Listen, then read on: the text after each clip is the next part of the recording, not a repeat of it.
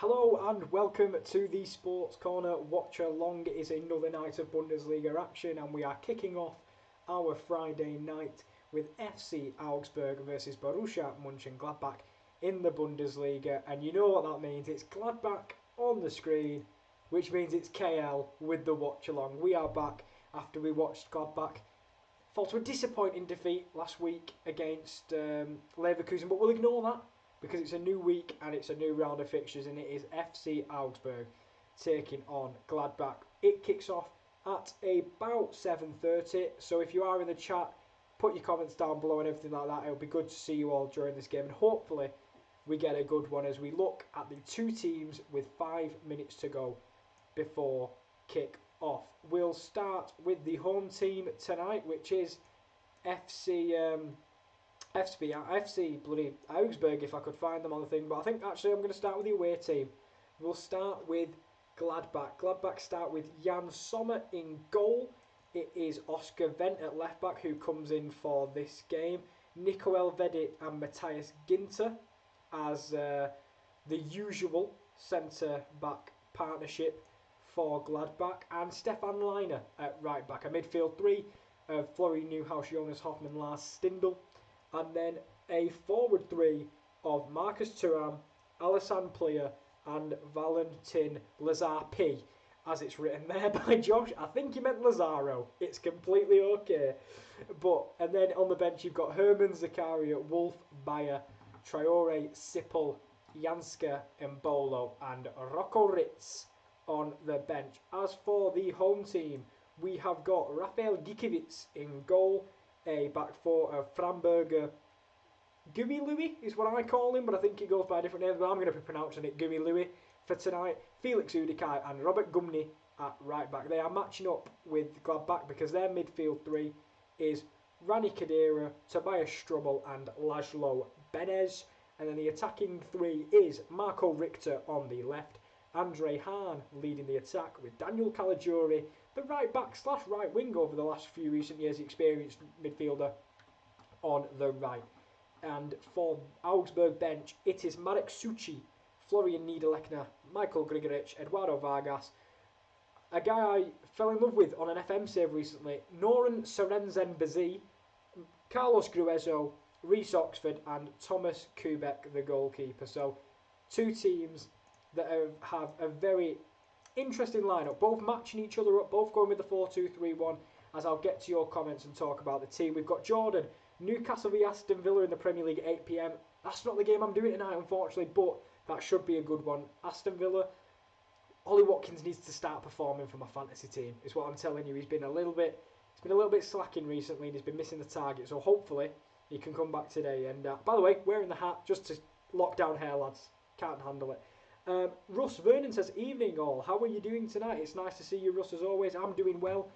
If you ask me in an hour and a half's time, I might be saying something very different, depending on the scoreline that we get tonight, be it either a 0-0 or, fingers crossed, a Gladbach victory for me tonight. But we're doing well. I hope you're well yourself, Russ.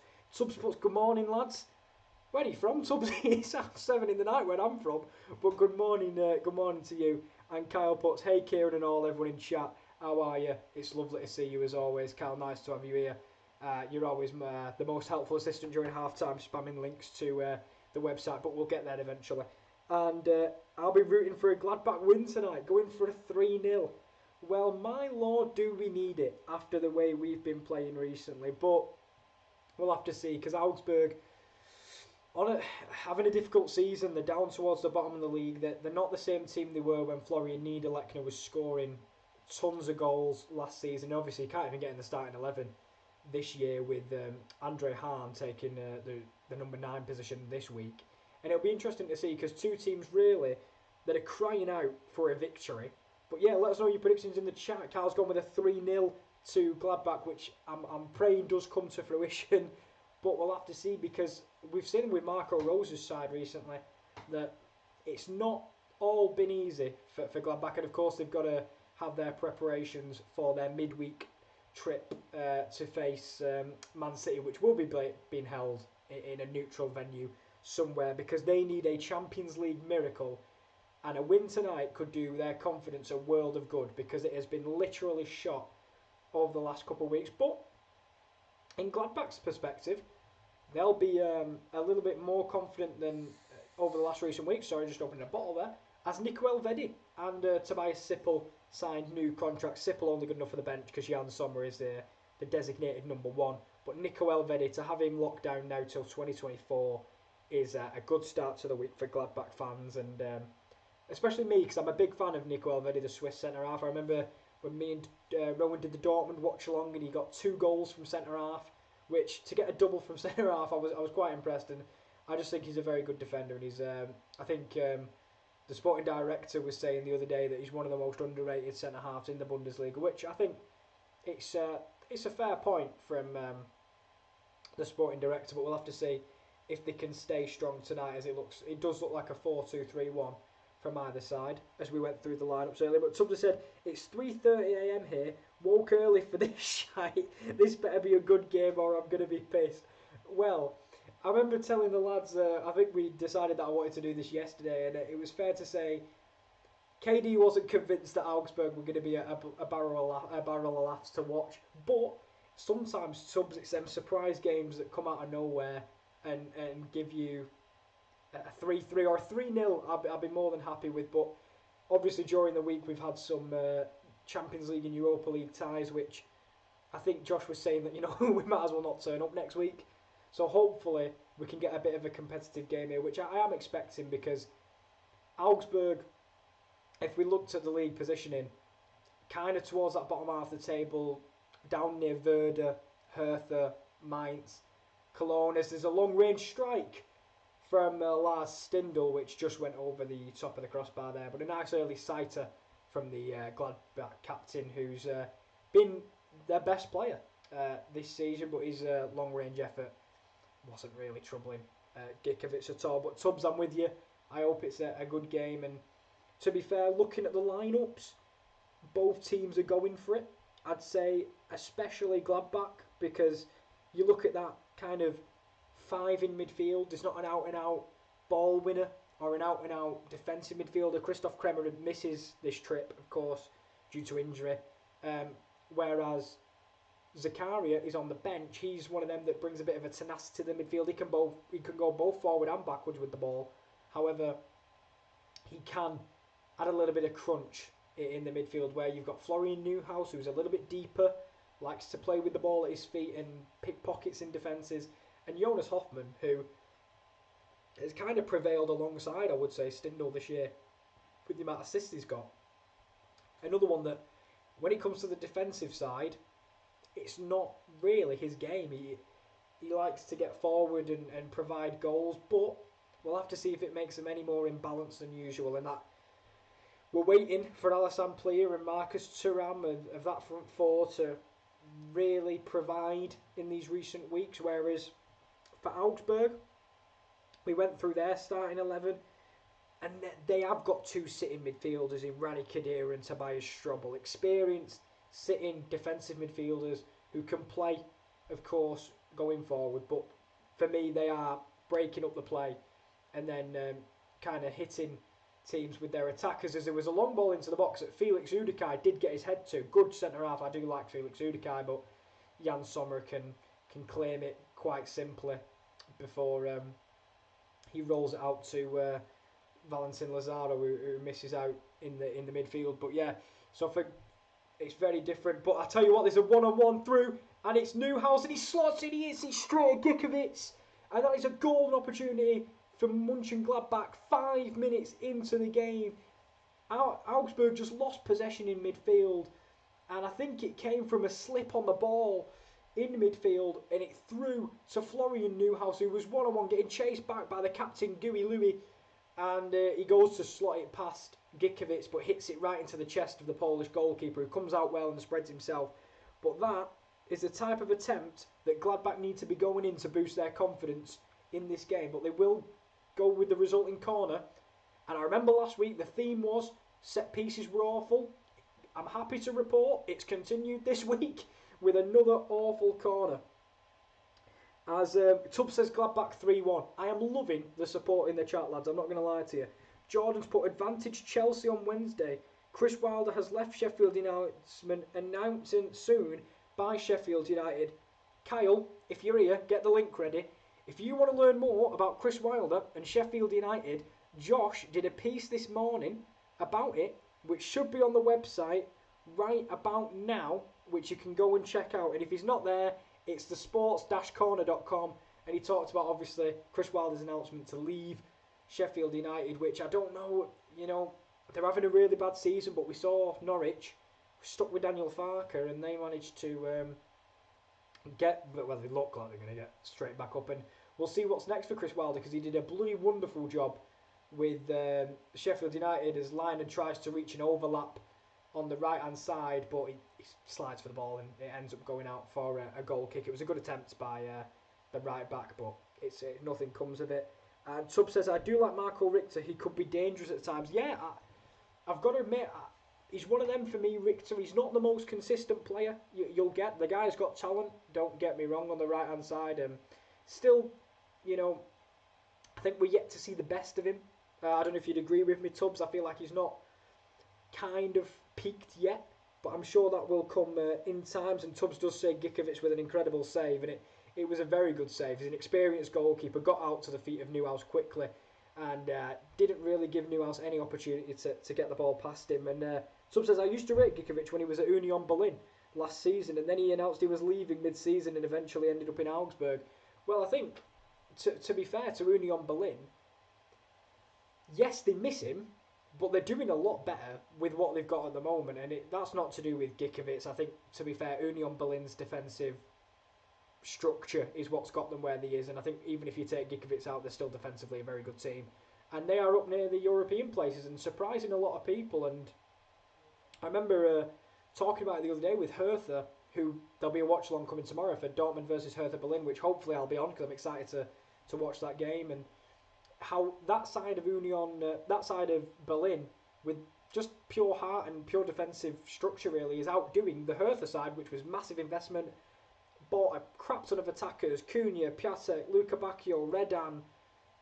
There is more, but I just can't think of them off the top of my head, and it hasn't quite paid off for Hertha, but we'll have to see. But I do like Union Berlin, and I think Gikovich is a good keeper, and I think Augsburg have a duo of good keepers with him and Kubek. And I think if you take one out, it's not a massive drop-off to your second keeper, whereas for Gladbach, I feel if you take out Sommer and you bring in Sippel made a good save in the Pokal the other week against Dortmund, had a decent performance, but I think that the drop-off is a little bit bigger, in my opinion. And Jordan's put, Cristiano Ronaldo misses Real Madrid, and he's really considering to come back to Madrid. The club and his agent have already talked about that, and the movements will intensify in the coming weeks. Well, I mean, he did move to Juventus to win them a Champions League, and that's yet to happen. I do start to wonder, with Real Madrid, would it be the best time to go there? Because Real Madrid don't really look the same team. I know they're on top against Atalanta, and they topped the group in the Champions League, but they weren't too impressive. It looks like it's going to be Atletico's title, maybe, with Barcelona probably being the runners-up. So would he need to go back to Real Madrid, or maybe it'd be another move for Ronaldo, which I'll always credit the guy. He'll be going back to Spain, but he isn't afraid to move around. And I've just realised I look like I'm copying Marco Rose's outfit today. A grey shirt with a grey cap. Apparently that's how I take my inspiration in the morning. But there you go. And Tubbs has put, now look at where Union Berlin are. Exactly. I feel maybe he didn't see thingy, because Union Berlin were down.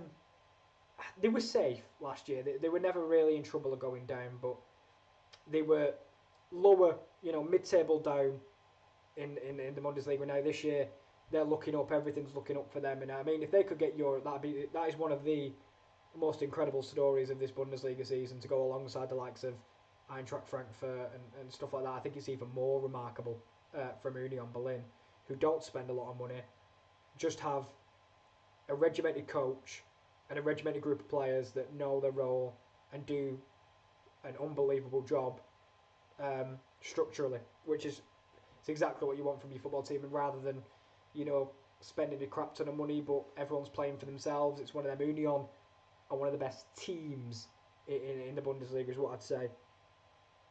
And no, Tubbs, keep hogging the chat. We need conversation, mate. We need 10 minutes in. There's been that one chance from Newhouse, but I'm enjoying the conversation. Did you watch the Union Berlin documentary on their rise to the first tier? That documentary will make you an Union Berlin fan.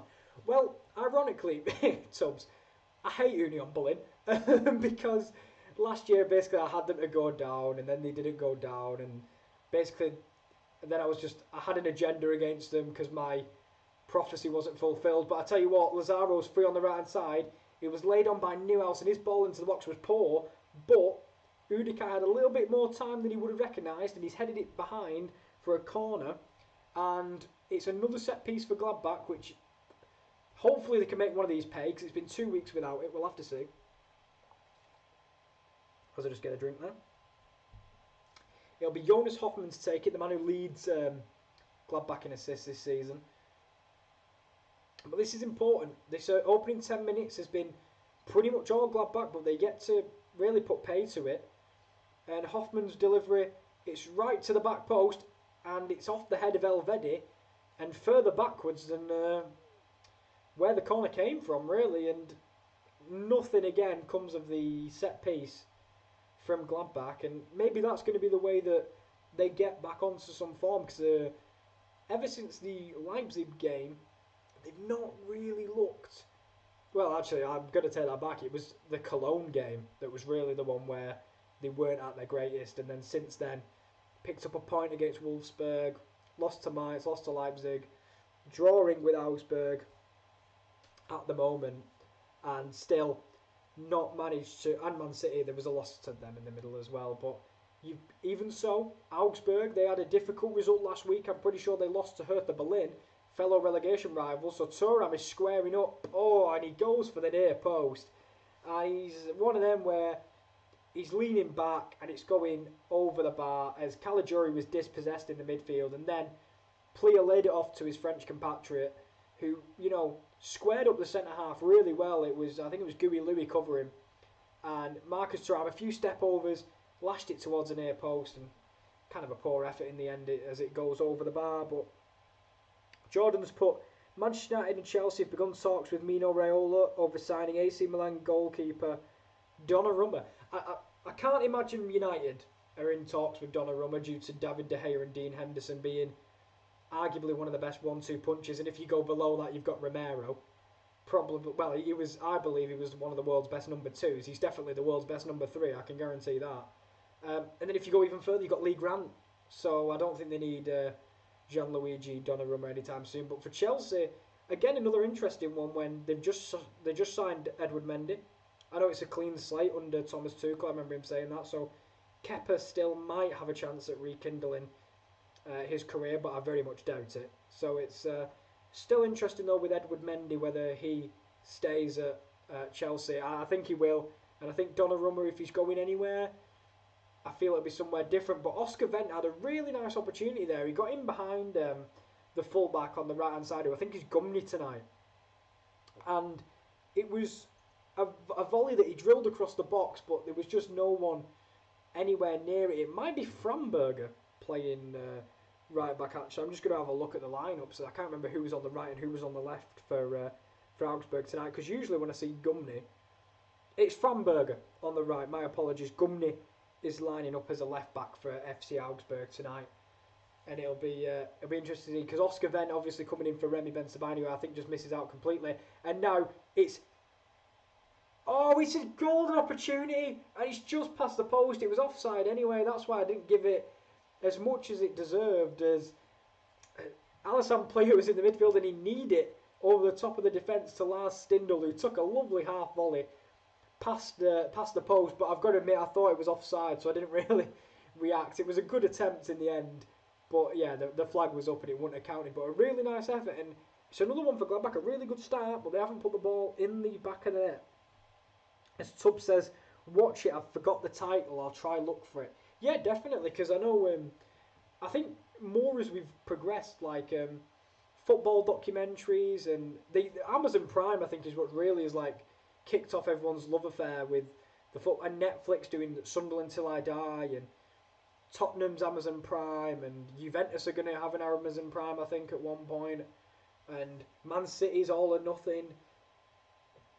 I'm trying to think of any more. Salford have one on Sky in the UK, and that'll be that is probably a very good watch as well. And I think people are now. I think there's a place for it. I've always thought that, you know, I love these sorts of series. I know Sunderland players have came out and said they really hated it, obviously being a part of it. But for fans, it really does give an insight into the football clubs you don't really see. Is the ball fell to the edge of the box, and I was just getting excited because I thought that he was going to hit it, and he did.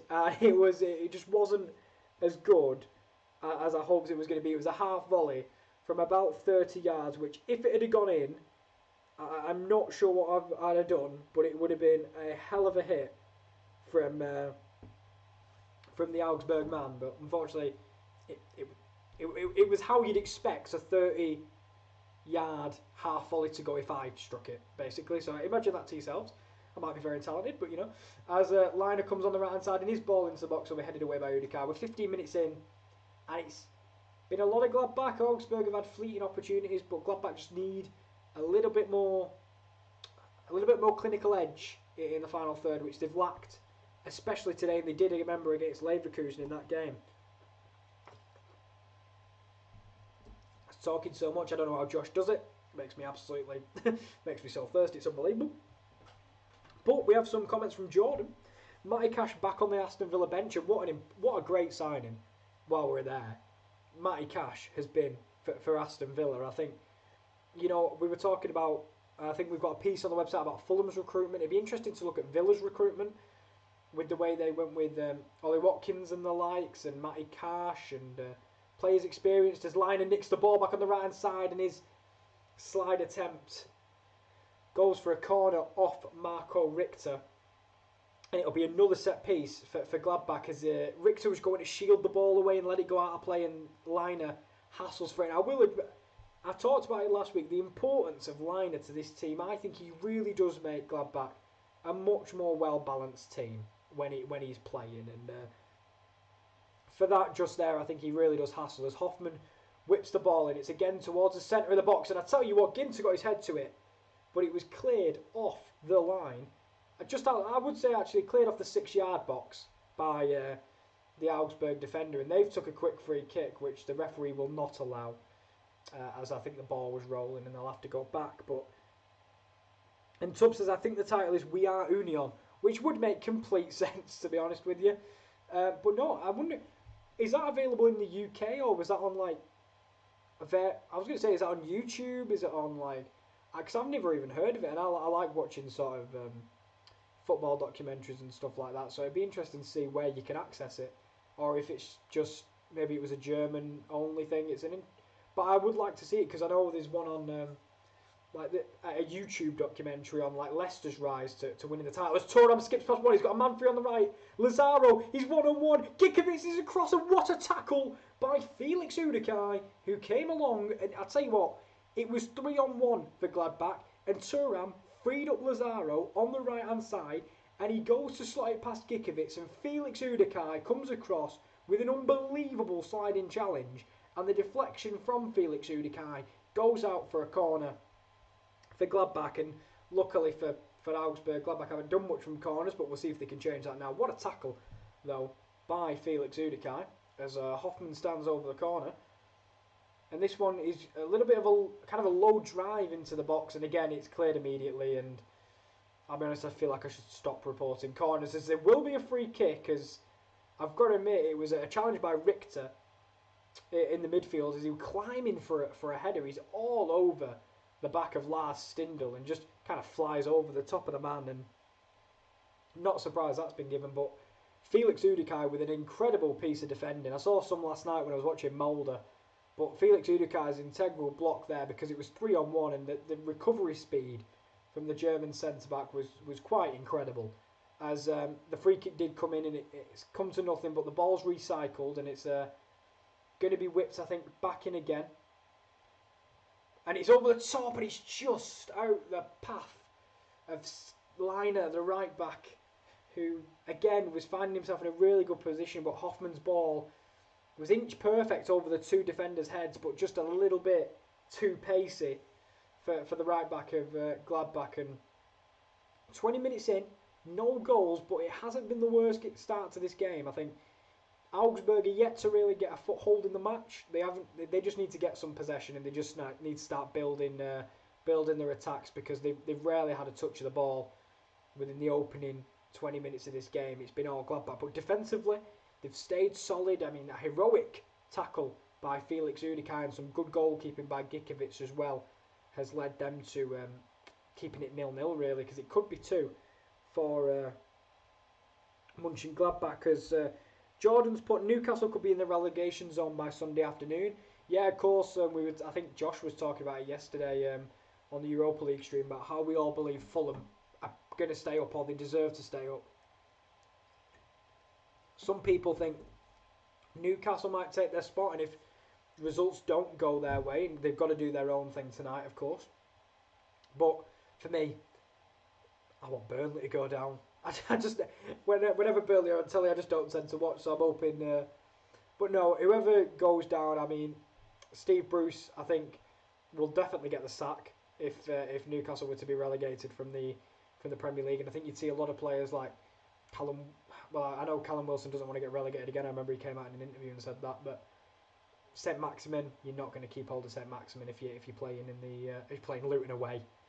Sorry to say it, but I think he'd have to maybe downgrade his Gucci headband if he got relegated from the Championship. He'd have to go with a little bit less expensive brand. But in this game, I've got to admit, there's been no real flashes of quality from either side. I think Gladbach have probably edged it in terms of the way they've played so far. It's been a positive start from a team that has looked shaky over the last couple of weeks, and it's exactly what Marco Rose will be happy to see. He just probably wants that goal to really calm the nerves, though, because the longer it goes at 0-0, the more and more worried he'll be that it'll end up in similar circumstances to the Leverkusen game, where Leverkusen nicked that goal with 10-15 minutes to go when Patrick Schick prodded home the rebound. So he'll want a goal. He'll want to try and keep in control of this fixture, but through 25 minutes, I think he'll be happy with what he saw. Whereas for Augsburg, as I say, they'll just want a touch of the ball. But Oscar Wendt has been freed on the left-hand side. He goes for a Cruyff turn and nearly falls over. So I think that's going to kind of kill this attack for a little moment, as they're just passing it around the back, trying to get... just waiting, really, because they're kind of waiting for Augsburg to slip up, because the defensive stability of the team, it looks more like a possible 4-5-1 when out of possession for Augsburg, and when in possession, which I've not seen much of, I'll be honest, as Thuram nicks the ball high, and it's Alassane Plie, he's got no help, so he's going to drive into the box by himself. He'll try and pick out a pass.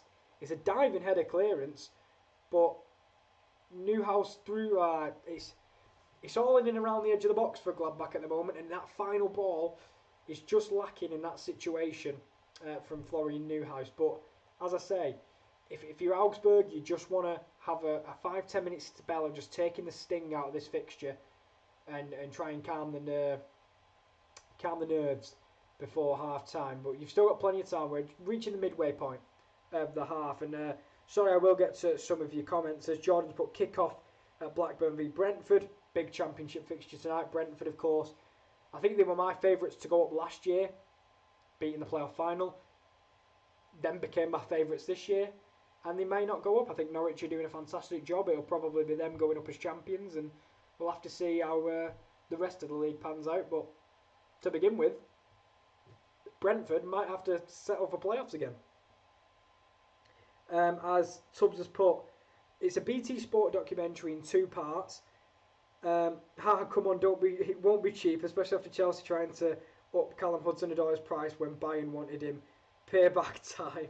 As that says that Chelsea are interested in Kingsley Coman, according to the Daily Mail. Chelsea have identified Kingsley Coman as a transfer target, and Kingsley Coman,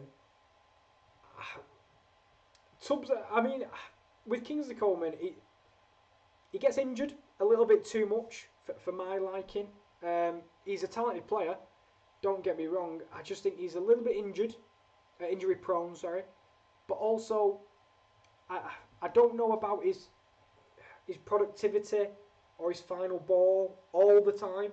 I think, he's shown moments of absolute brilliance. And I tell you what, Kingsley Coleman has won so much for a man that is still not even in technically the prime of his career. Subs, you'll have to, tell me what you think about Kingsley Coleman, because obviously they did keep Hudson-Odoi. They've got so much attacking talent, Chelsea, that if you see the likes of Kingsley Coleman coming in to Chelsea, who misses out, who gets sold, you never really know with Chelsea. And then obviously I think defensively is probably where they might need to do it. But since Thomas Tuchel came in, they've been very, very good defensively, and they've managed to get a lot of 1-0 wins. As Jordan's put, breaking news. The lockdown in Wales is to be relaxed. Stay local, lock from Saturday. 4 people from 2 households outdoors, including gardens and outdoor sports, to reopen lock Monday. Hairdressers lock. I can't tell if there was meant to be emojis or not, but there's a lot of locks in that sentence. So basically what I think you're trying to say is that Wales is going to relax its lockdown rules from Saturday. Basically, just don't go anywhere outside your town or maybe outside your city, depending where you live. And 4 people from 2 households. So basically, I think it's probably like a rule of 8 in Wales or something like that they're turning to. I'm not sure, because unfortunately for me, I live in England, so I think our lockdown's still waiting until about April, which is why the haircut remains looking like it does, and why it's under a cap today, because of how long this lockdown's lasted. As Jordan's put, West Ham's 2019-20 financial results covered an unprecedented season when they finished 16th in the Premier League with their finances significantly impacted. And to me, that just screams how impressive West Ham have been this year. Finishing 16th, during a COVID season, it depends how much, you take into that, because COVID has affected, fans not being in grounds and stuff like that, and teams have had to miss fixtures because of the pandemic. So they finished 16th in one of the games, and in this season, and then to go this season and be nearly European contenders. The rise of West Ham has been absolutely unbelievable. Like players like Souček, Sofal, Antonio become more clinical. Jesse Lingard rebirthing his career since moving to West Ham. It's been an unbelievable kind of transformation for the Hammers, and one of the teams where I'm a bit like, I hope they get Europe this season. I think they deserve it for the way they've played over the period, and we'll have to see if they can end up with a stint in Europe, which would just be absolutely unbelievable. As Ivan Toney has made it 1-0 for Brentford, and important game in the Championship. But in the Bundesliga, God, this feels familiar to Leverkusen v Gladbach. This does, as it's 0-0 with half an hour gone. And Tubbs, I know you woke up for this, mate. But I hope you're not disappointed, even though I've got a feeling you very well might be with 30 minutes gone. But we've had 2 opportunities, which was the 2 Gladbach opportunities. But Augsburg are actually going to... They're not going to have the first chance of the game. It was a half volley from Laszlo Benez, which we talked about. I didn't get to talk about this before the game kicked off, about how Laszlo Benez, I think he's still a Gladbach player. If I'm not mistaken, if I just quickly get that up, I'm pretty sure he went on loan to Augsburg during this time. Yeah, so he actually gets to play against his former club in this game. And I think Josh was talking to me before the game and saying, imagine if Laszlo Benez scores the 1-0 winner against Gladbach. I hope he doesn't celebrate, because I don't think he'll be very popular if he comes back next year. But I remember I followed Gladbach on Twitter, and the director that you often see on the bench, he's short hair, glasses. If you ever spot him on, they ever go like close up to him on the bench. Was saying, they just wanted Benez to get full-time football. They want him to be a massive part of the plans, as they do about Kamara, who's hopefully coming back from injury and will be full part of the squad next year. As Oscar Wendt goes to whip a ball in, it's straight into the hands of Gikovits, and that ticks us over to the half an hour mark. What a milestone. Tubbs has put, yes, he's massively injury prone and disappears in some games when he does play, but for some reason he gets fit and shows up for the most crucial games. I'm okay, mate. Plenty of time for a Gladbach rout. That is true. Plenty of time, you know. We were watching. I was watching Ajax yesterday, and it were 1-0 up until the 80th minute, and you know, 2 goals in 8 minutes or so, and the game looks like it was really entertaining because it was 3-0. And to be fair, speaking of Gladbach, they're probing on the edge of the box, and Thuram's been freed on the left hand side. He cuts onto his left, and it'll be headed clear again by Felix Udikai, who's been everywhere at the back for Augsburg tonight as he heads that one behind the front post of Gikovich. And as you say, yeah, Coleman, I think, didn't he score in the Champions League final, I think, against PSG? So he does have the big moments that you can rely on him for, but I think we're in agreement that he's kind of one of them players where, depending, I think, on how much you buy him for, maybe worth the investment. It just depends if you can keep him fit and you can add a little bit of consistency. But to be fair, the consistency isn't helped by the constant injuries, as there is a long ball lofted towards the box and 2 Gladbach players go for the header, and I think Hoffman's come out a little bit worse for wear there. And actually he's come down worse for wear on his ankle more than his head, even though both players went for the header.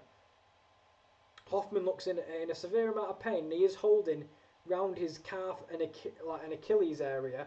Looks more like his calf now from what I can see. I'm just trying to see if anyone stamps on him or anything. Oh yeah, it's Liner on the landing. So both players go for the header. Hoffman lands first, and as Hoffman lands, Liner's landing, and Liner connects with the calf and scrapes down the calf of Jonas Hoffman, and that's why it was down. I thought it was a clash of heads at first because both players went for the header, but no, it was when Liner fell, he stamped on the foot of Hoffman, but Hoffman is up and running now, a bit gingerly. Don't worry about it. And Tubbs has put, "Come on, Marcus, come to Bayern." Well, actually, I remember. 1 second. I was talking to Rowan about, I think it was KD, about the time, you know, Marco Rose has said he won't take any players to Dortmund with him when he eventually moves on at the end of the season. However, Tubbs, he never specified Bayern. So, no, it's interesting to see, because if they are out of Europe this next season, it'll be difficult for them to retain Marcus Thuram, maybe Dennis Zakaria. You know, they've got a lot of good players, and I would have said Nico Elvedi had he not just signed a new contract, so that one's a little bit of a question mark. But if they don't get Europe and they have a mediocre season, it'll be interesting to see what this squad does, because they do have a good team. But I think Marcus Thuram may be one of the players that, unfortunately, may end up at a different club if Gladbach are to have a poor season. But it's not over yet, as Liner whips the ball in towards the back post, and that'll be cleared by headed clear by Framberger. And speaking of Marcus Thuram, he just lost a 50-50, and this is a break for Augsburg now. But there's only one man up, and it's immediately snuffed out, because when Augsburg are attacking, it's just Hahn. It was just Hahn on his own up there, and you know, the attack, they were trying to find a different player, and you know, there's no runs, and it ended up being about a 2v4, 2v3 for Augsburg. And again, when they've gone forward, they've not really offered any sort of threat to Gladbach through 35 minutes, and maybe they are hoping, you know, just to counter Gladbach, but you've got to counter with throw a few more men forward than what they did there. But with 35 minutes played, I think Augsburg just need to. Augsburg have definitely grown into the game ever so slightly. You know, it's first 20 minutes they didn't really get a kick of the ball, and now they're having a little bit of controlled possession and trying to create, but nothing massively of any importance from Augsburg nor Gladbach in the last 20 or so minutes. As Jordan's put Solskjaer, and Eric is speaking about Eric Bailey. I'll just keep an eye on the game just in case anything happens, but I doubt it at this rate. But I'll tell you what, it's a lovely 1-2 in the middle, and Player will nod it on to Thuram. Thuram now goes for the switch ball. It's absolutely awful. Tubbs, if you're watching Thuram now, you don't want him. But now it opens up the counter. And here comes Augsburg, and Hahn On the right hand side, won't reach it. Great sliding tackle by Nico Elvedi. And it's exactly what I said. They just didn't attack with enough numbers there. And the pass to Hahn was far too wayward.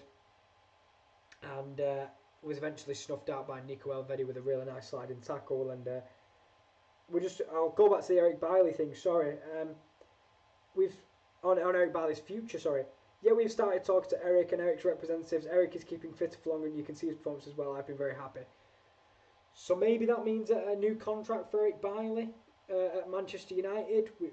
I don't know when his current contract goes through. I'd have to ask KD for how long. As I'm sorry, Udikaj just took a very speculative effect from, I would say, about 35, 40 yards.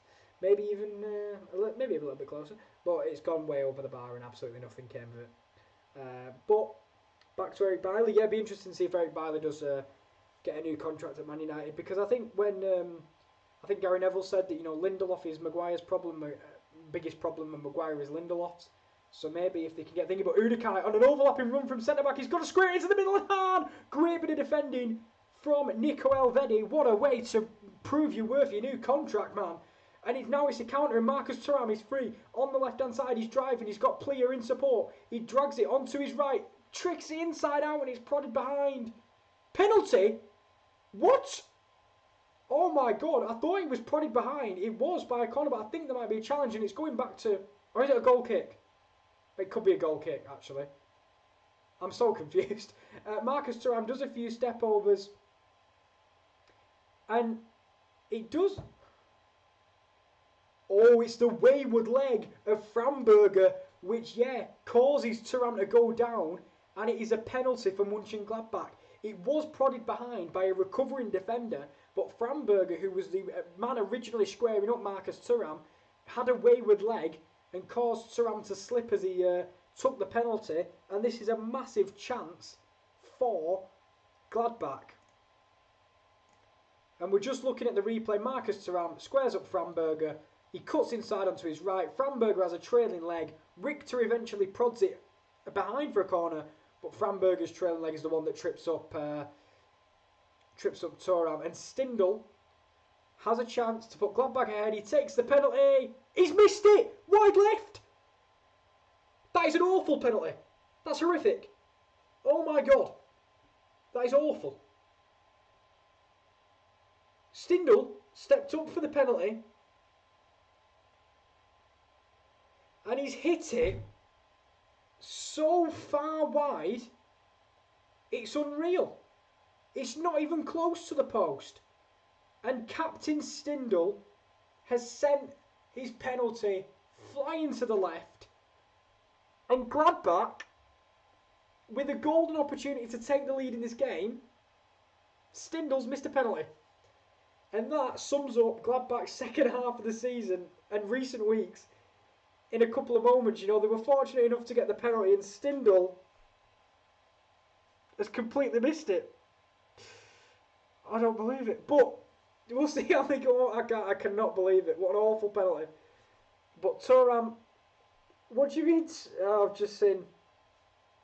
Right, let's look through the comments, because I was distracted by an absolute melee of it. Everything just happened within 3 minutes, and I didn't even talk about the heroic block from Nico Elvedi as Udikaj drove forward from centre half, ended up on an overlap, and then inevitably tried to put the cross into Hahn, and before Hahn can put it goalwards, Nico Elvedi slid in and did a great block, and then the ensuing penalty happened, which I'd rather forget than mention again. But again, Gladbach have won the ball high up the pitch. It's drilled into Stindl. Redeem yourself! Oh, he's put it wide! Oh!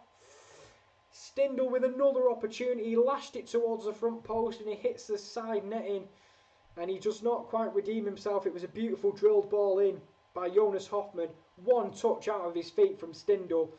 And he aims for the near post but only meets side netting, which sums up that man's first half. And I cannot believe that Gladbach had that golden opportunity to go in front and they've missed the penalty. I will go through your comments, as Thuram would feel at home in Bayern with all the French players already in the team. And you might be getting Upamecano, so that'd add another Frenchman to your already strong contingent. Impressive kit clash in the Bundesliga. Which players are the Augsburg ones and which players are the Gladbach ones? Yeah, because I'm pretty sure Gladbach's home kit's white and they're playing in a nice minty kind of green sort of colour tonight, and I think Augsburg's away might be somewhat similar, but yeah, Gladbach are the team in lime green tonight. I don't want to say lime green, minty green would be what I'd describe it as a little bit of possession in the middle of the park for Augsburg. I'll keep you covered if anything kind of comes of it. But Tubbs put, and it's a good move for him. He would get a national team call up faster. That bit I actually genuinely do believe, because I remember, you know, a few players once they get the move to a big team. I remember I loved Harry Maguire at Hull. I was like, oh, he's brilliant. He should be England centre half. And then he moved to Leicester and finally got a call up. It happens sometimes, and you are probably right.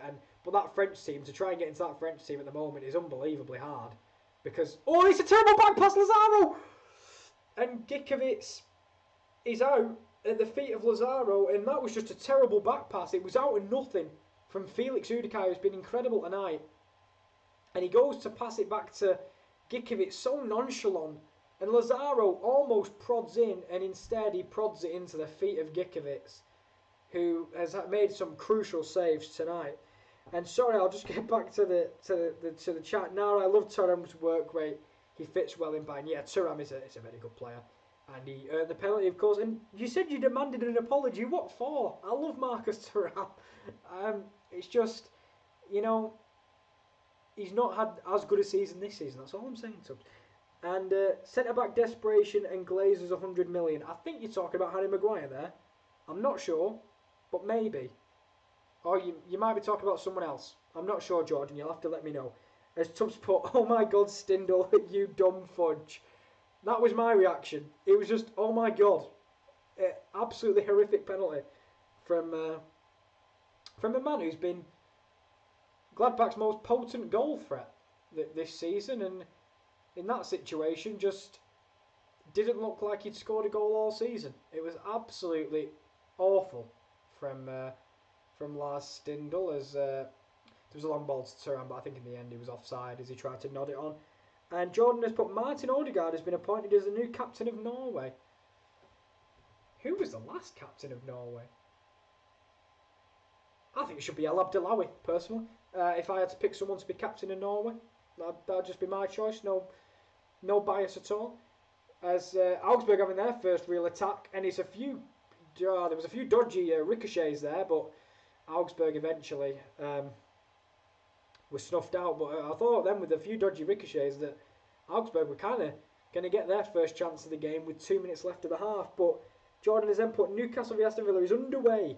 It's a huge game at both ends of the table, and you are exactly right, because at the moment with the way basically from Man City under in the Premier League, it is brewing very nicely for a very nice end to the season, which till the other day when I was talking to KD, I didn't realise there was like 9 or 10 games left. This season has gone far too quick for my liking, and it'll be a shame once it's over, but we will have the Euros to look forward to, which will be covered on this channel better than ever before, because we've never done it before, so we've got nothing to go against. But no, it should be good when the Euros come around, and even though it's going to be end to league football, which is a shame, because this has been a crazy, fast season, like relentless fixtures. I'd be ashamed to see it come to an end in like 9 or 10 games time. It feels like we only just started a couple of months ago, and it was Leeds v Liverpool on the opening day, and we got the most incredible Josh Caswell clip there's been since before Rotherham versus Sheffield Wednesday. So, you know, there you go. As following a minute's applause in memory of former Newcastle manager Glenn Roeder, of course, unfortunately passed away, they're underway at St James's Park. It's good to know. And you reckon Villa could get a European spot? Wow. I tell you what, do you know what, Tubbs, sorry. At half time, I'll go through who I think will get Europe. I'll do it properly, because, to be honest, there's not been that much in this game to talk about. So eventually, at half time, I'll talk to you about who I think will get Europe, as there is 1 minute of additional time from the fourth official in this game. and it's had its moments. This game, it's not been a dull watch for major periods. To be honest with you, there was a lull in the middle after an electric start, but then it picked up towards the end of the half. But I'm not sure with 40 seconds to go whether we'll get a goal before half time. But Augsburg are actually the ones prowling on the edge of the box for to end the half. But they've not really offered much going forward, as much as it's been mostly Gladbach doing the attacking. As his ball moves long, but again with 15 seconds to go, I just don't see Augsburg creating anything at all in this second half. And with 10 seconds to go, the ball is out of play, and I think after this ball is thrown in, we will get the conclusion of this first half. I'm pretty sure, as the ball is squared. And that is half time in this game. It's Augsburg 0, Gladbach 0, but by no means should it be this scoreline. As I've just seen the XG, Augsburg with a 0.5 XG, with Mönchengladbach having a 2.2 XG during the first half. But I'll try and do my best to summarise the first half as overall, it was a really good start from Gladbach.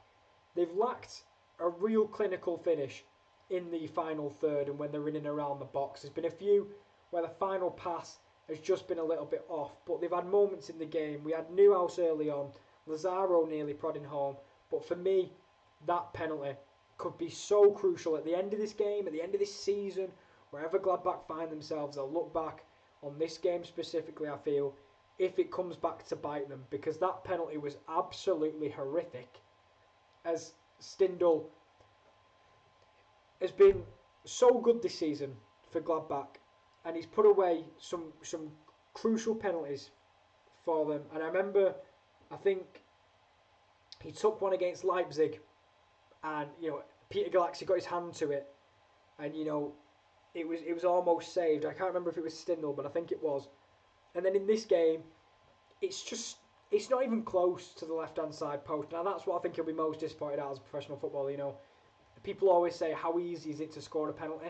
And in this situation, I feel he's got to at least get it on target, because it's not a final or anything. It's not like there's fans in the crowd jeering at him.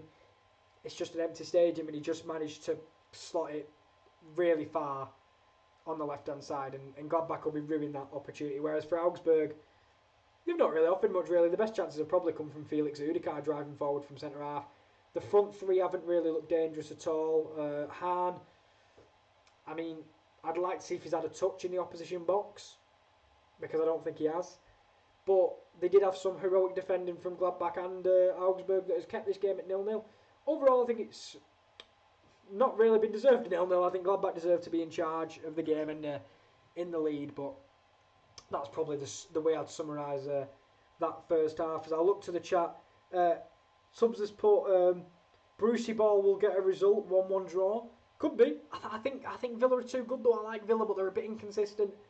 Draw is probably a fair result. As Carl's put, apologies Kieran, I had to take a phone call, so I missed the stream. How has the match been? I hope you got it from what I just said.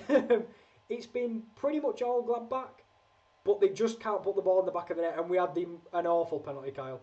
An awful penalty. That's what you've missed so far, mate.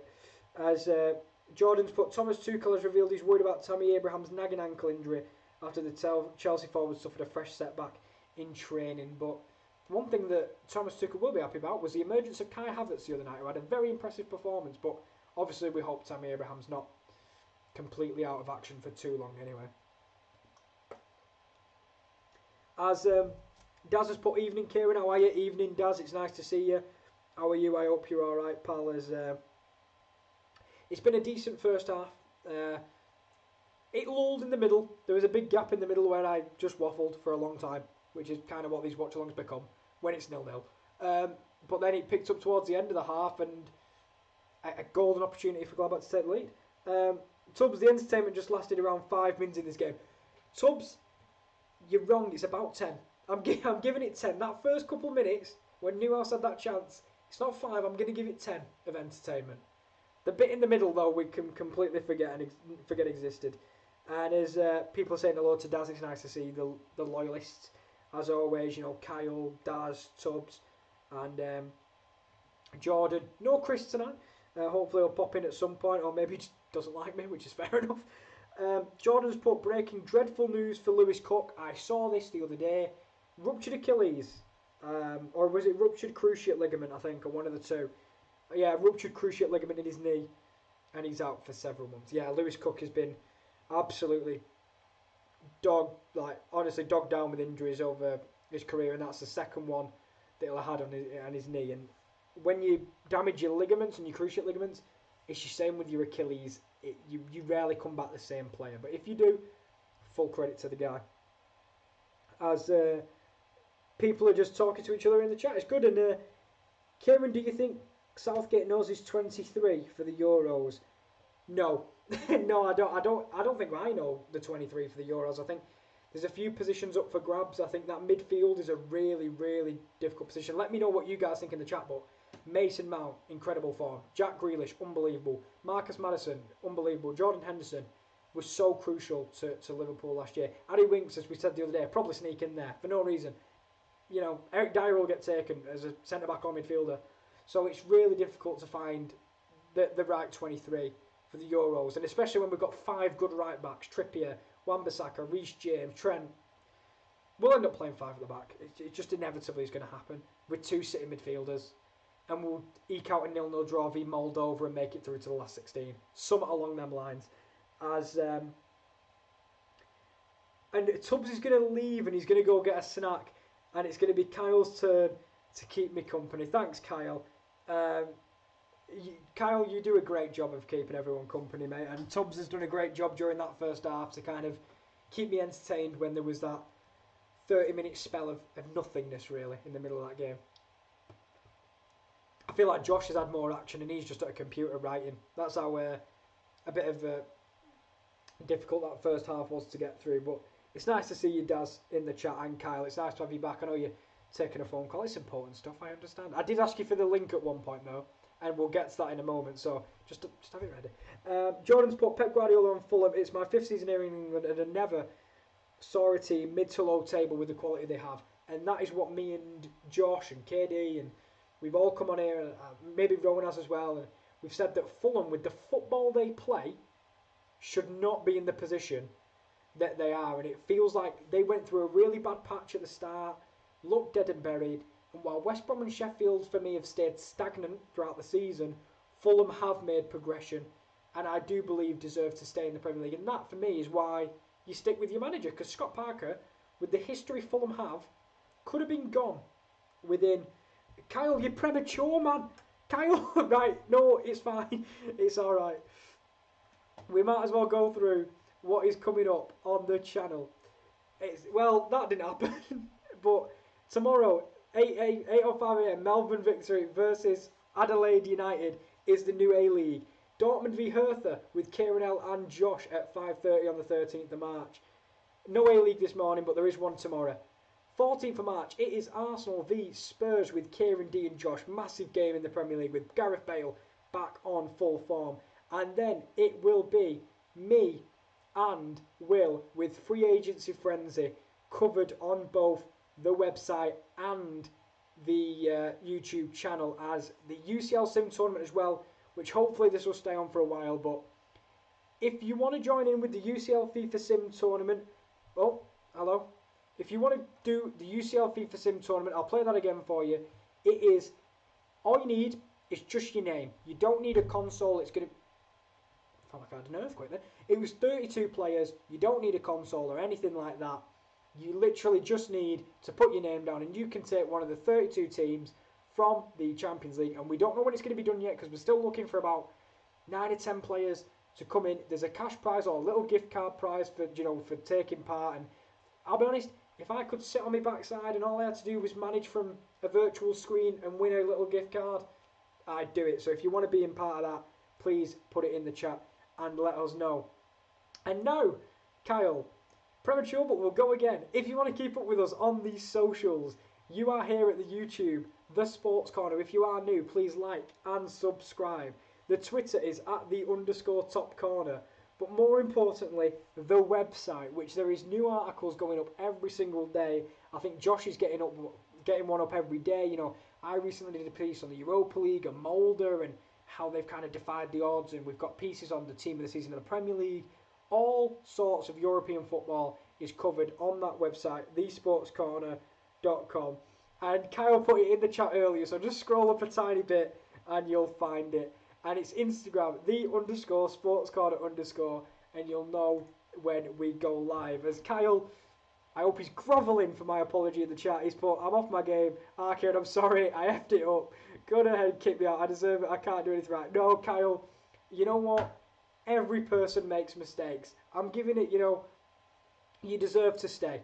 You've been loyal enough throughout the time that we can't let one mistake define you, Kyle.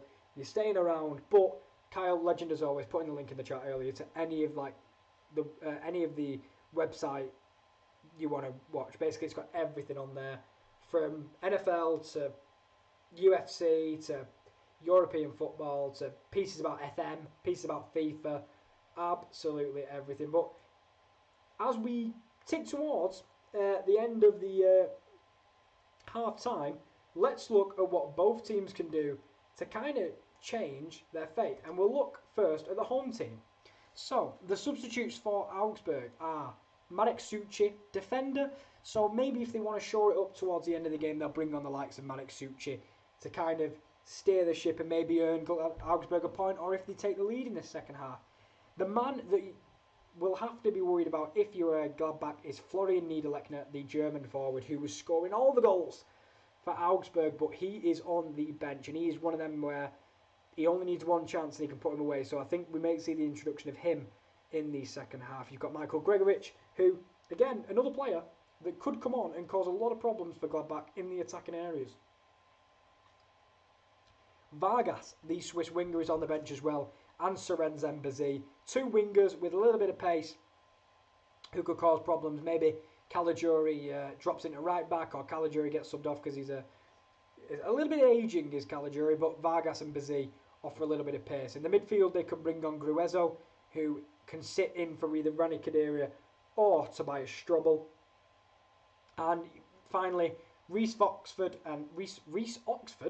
easy for me to say, and Thomas Kubek. I think Thomas Kubek, unlikely to see him tonight, but Reece Oxford, another defensive substitute alongside Marek Suchy. So if you're Augsburg, I wouldn't be surprised. Give it to the 60th something minute. Be surprised if they made one now, because they'll be content with the first half. They won't be happy. Content would be the word.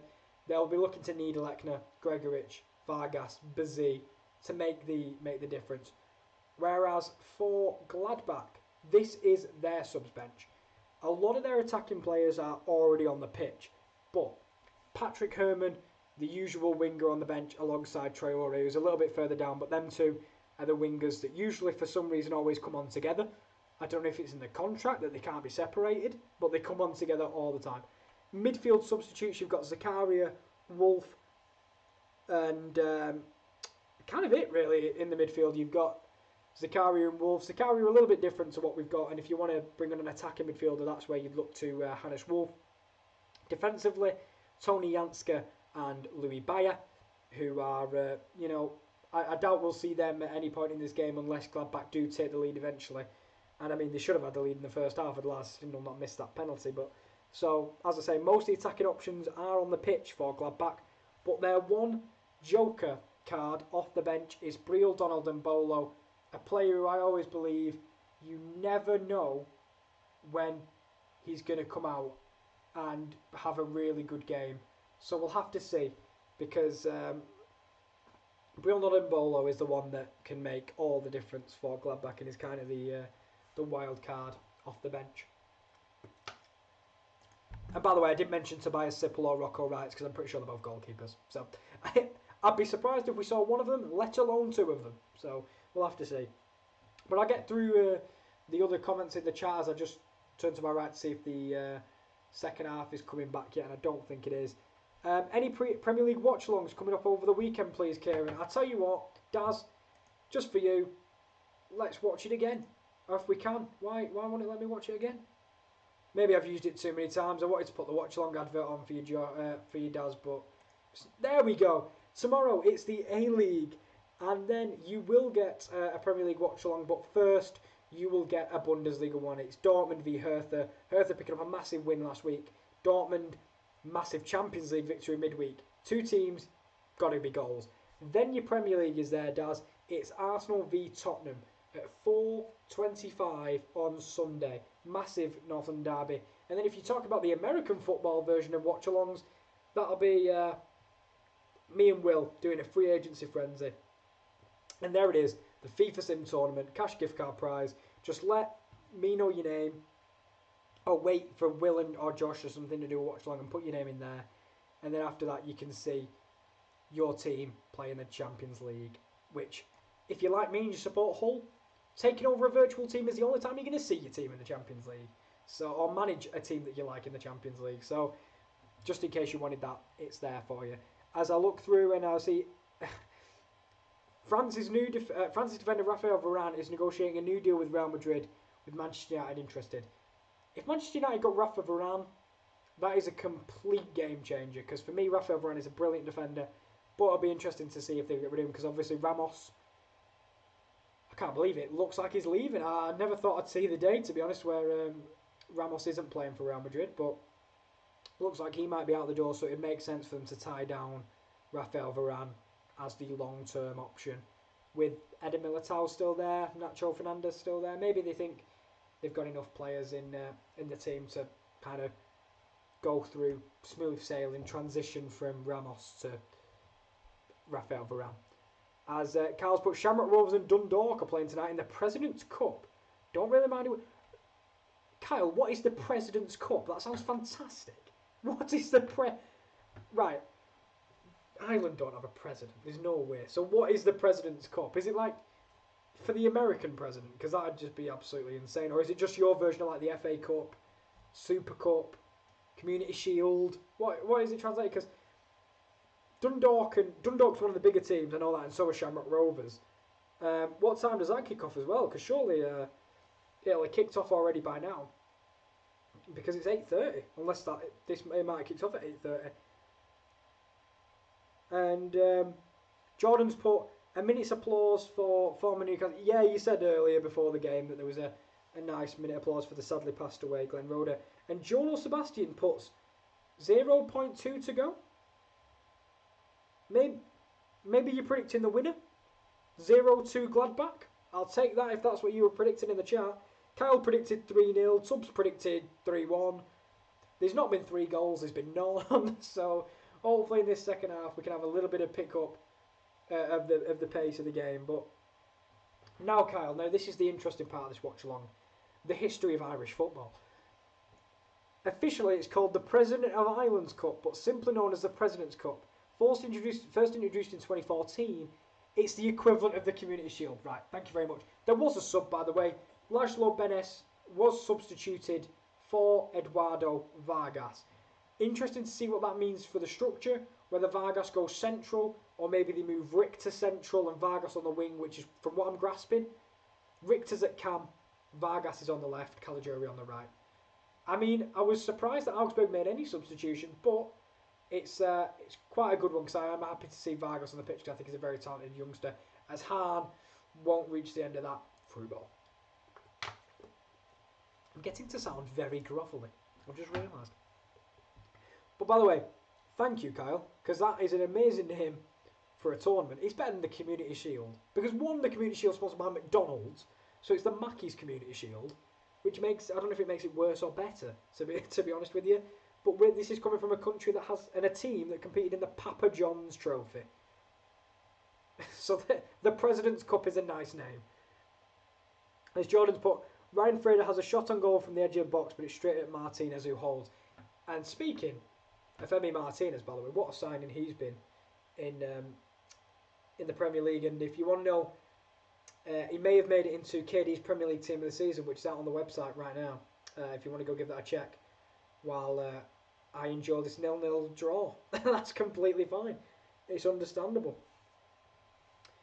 But I don't think it'll be a structural change from Augsburg with the addition of Vargas. I just think it's a slight change.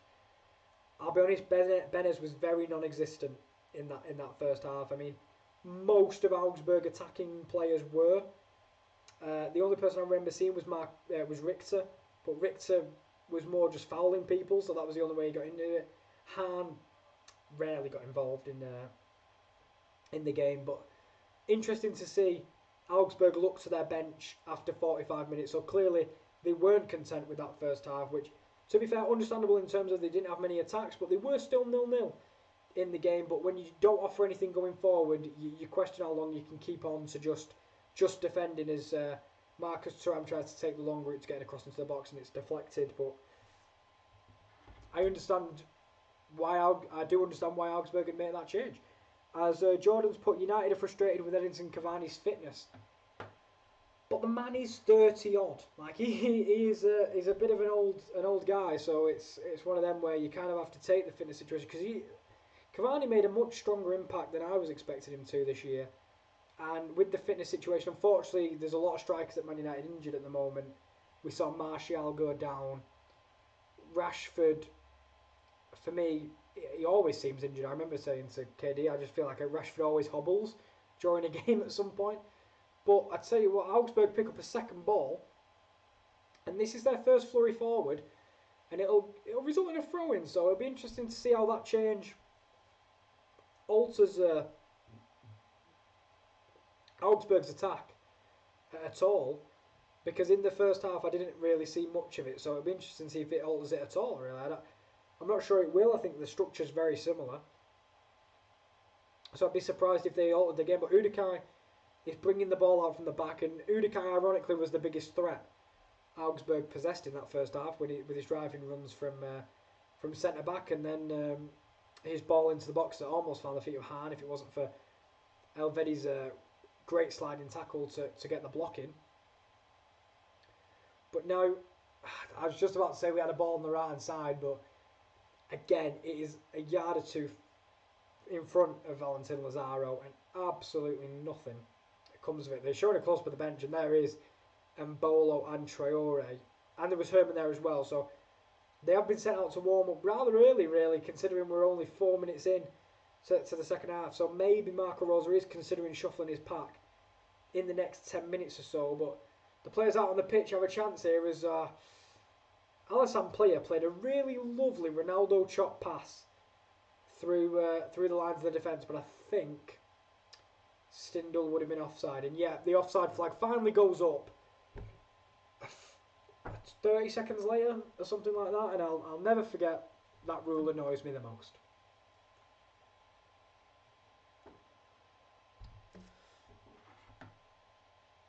As Jordan puts in the chat, Marcus Alonso, Chelsea ready for tough clash against Leeds. Starts under Tuchel, 0. Is Pulisic's time at Chelsea over? Well, it's interesting because Pulisic last season was really good. Like, he was one of the most, I think, important players that Chelsea had. I think when he came in, like, there was that spell towards, I think it was during the lockdown period where he was absolutely unbelievable. I'm going to stop for a moment because it's a beautiful switch of play, and Liner closes the cross down eventually. But it will be... Now this is it. This is a corner for Augsburg now. And we didn't see any in the first half from this team. But they're going to have to make the most of the set pieces. Because, admittedly, when they've been in open play, they've not created anything to trouble Jan Sommer. But from set pieces, we'll see what they can do. So this is a big chance. Caligiuri stands over the corner. He whips it towards the near, but he headed in! It's what I said! They had to make use of the set pieces, and it's the substitute Vargas, was probably subbed on for his pace and dribbling, but he has rose highest at the near post from a Caligiuri corner, and Augsburg, completely against the run of play in this game, have the goal, and Gladbach are up against it yet again. It's Eduardo Vargas. It is the substitute who has come on and made the difference. Caligiuri, a flat driving ball from the corner towards the near post. Vargas jumps in front of Stindl and heads into the near post. And that is exactly what Augsburg wanted to start this second half. And now it's all on Gladbach to get themselves back in this game. It's the first opportunity Augsburg have had from a set piece, and it's exactly what we said. They needed to make the most of it, and that is exactly what happens as Vargas, the substitute, comes on and nods it home with 7 minutes played in this second half. And Gladbach, who were all so dominant in the first half, are now up against it with 38 minutes on the clock. Marco Rosa is up against it yet again. And that is a hammer blow to Gladbach after that miss in the first half. Oh, it's awful. It's absolutely awful for Gladbach. Oh, I just didn't... tonight I thought it was the turning point, and there's still time. But Augsburg have, against the run of play, managed to take the lead. But now it's Stindl, who rolls it to Thuram. He's on the left-hand side, cuts in on his right. Great save by Gigovic. He's headed. He's headed it wide. He's headed it wide. The rebound, there was a net gaping. I can't believe it. I think it's Plea or Lazaro. Marcus Thuram is on the left-hand side and he cuts in on his right. He goes to bend it towards the far post. It's saved by Gigovic straight into the path, I think, of Alassane Plea. It's a reflex header, but the net is gaping. Gigovic is on the floor after making the save and he heads it wide. It's a difficult header, but I thought with a gaping net that Gladbach would have put that away. But that is the golden opportunities that we've been waiting for in this game, and now hopefully it opens it up. And Dundalk are 1-0 up at half time, and well, I'll be honest, I remember in the Europa League, Carl, I was a big Dundalk fan actually. I really wanted Dundalk to do well, and sadly it didn't come to fruition at the end. They finished bottom on 0 points, but they tried, and that's all that matters. I really want to see them do well, but they're 1-0 up at half time. What does the winner get? Just the trophy, or is it like for here, like you win the FA Cup and you get into the Europa League playoffs or some crazy thing like that? As Jordan updates us that Joelinton got in behind and had an opportunity, but considered brilliantly and blocked the shot. Flexed biceps. He's definitely copying these because these are definitely emojis, because this was like earlier with the lock thing where it definitely wasn't the word lock, it was emojis. But flexed bicep to finish that, very nice. As Thuram goes to bend it with the inside of his right foot into the box, and it comes to nothing. But this is really livened up now. Gladbach need an instant reply because this is such an important game for them to get their confidence back. And yet again, they've been in the driving seat for the whole game. 1 corner, 1 set piece, 1 header, 1-0 to Augsburg. Absolutely unbelievable. I can't believe that it's exactly what we said. That they needed to make the most of set pieces. And at the near post, Eduardo Vargas outjumped Lars Stindl. He had the run on Stindl. And there's a good ball over the top, and it's the second ball has found Caligiuri. And his through ball didn't quite make it. Now Augsburg, if they could double the league, it's disaster for Gladbach. But they are dispossessed in the end, and Gladbach now they need to get back in this game as soon as possible. The game's really opened up since that goal from Vargas. And now, on the right-hand side, it's Lazaro. He's looking in field. It's a deflected thing that will go straight into the path of Gigovic, and it'll come to absolutely nothing. But Kyle, your 3-0 is off the board. It is off the board. We cannot have that tonight, unfortunately. But Tubbs' 3-1 still on the board, and I think the guy who came in earlier, who said 0-2, even though I don't know if he was talking about Gladbach or not. But there's loads of space for Liner, who's managed to overlap on the right. He goes for an early cross, and it's dealt with by captain Gui Louis. I really don't know how to pronounce that guy's name. I need to learn it, but I'm just going to call him Gui Louis for now. As it's offside again. Stop with the bloody crap rule of waiting for offsides, man. Anyway, Kyle's put, no, it's just one game, one of a kind game, for a nice trophy and a bit of cash, I think. And yes, I count these trophies as winning silverwares, unlike others. Yeah, I think I'd love to say, I might Google the trophy. I might Google the trophy just in my spare time. I might just do it now. There's a free kick for Augsburg as I'm googling the Irish President's Trophy just to see what it looks like. Oh, and it does. Oh wow, let me have a look at that. Oh wow, that is the strangest looking thing I've ever. I don't think that's the right one. I really don't, because that looks like an obelisk. Oh, there we go. Okay, now I see it. Yes, it's a nice domed trophy. I understand what you're talking about now. It looks a little bit like like a cauldron. Pretty much is what it looks like for anyone that's not seen the Irish Football President's Trophy. I would say it looks a little bit like a cauldron, Kyle, but it looks very nice, and I tell you, it looks a lot more pristine than a shield, in my opinion, anyway. But that's just my opinion. As we're now ticking towards the hour mark, and now I think if you're Marco Rosa, you're looking towards your bench. But the players on the pitch should have been doing enough as for now, as Lazaro goes for kind of to help the ball onto Liner, and it's cut out by Augsburg. And now Augsburg are pushing men forward. It's a 4-on-3. There's a switch to Vargas available. Instead, it's rolled in to the middle, and I think if he looks for the switch early to Vargas there, the Swiss international could be in again and could have had his second goal off the bench, and what an impact he'd have made on the game.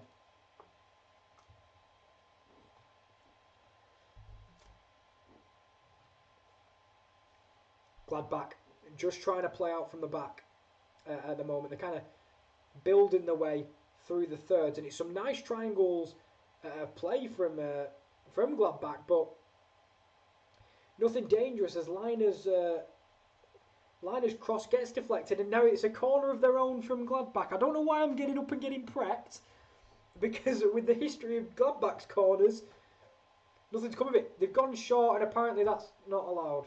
I don't know what's happened there. The fourth official, the linesman immediately has his flag up. Maybe the ball was moving or the ball wasn't quite in the semicircle. But that quick corner from Gladbach is not allowed to occur. And now they're going to have to take a more traditional one towards the middle of the box. And again, I think that header was attempted to be won by Alassane Plia, and it's going to be another corner.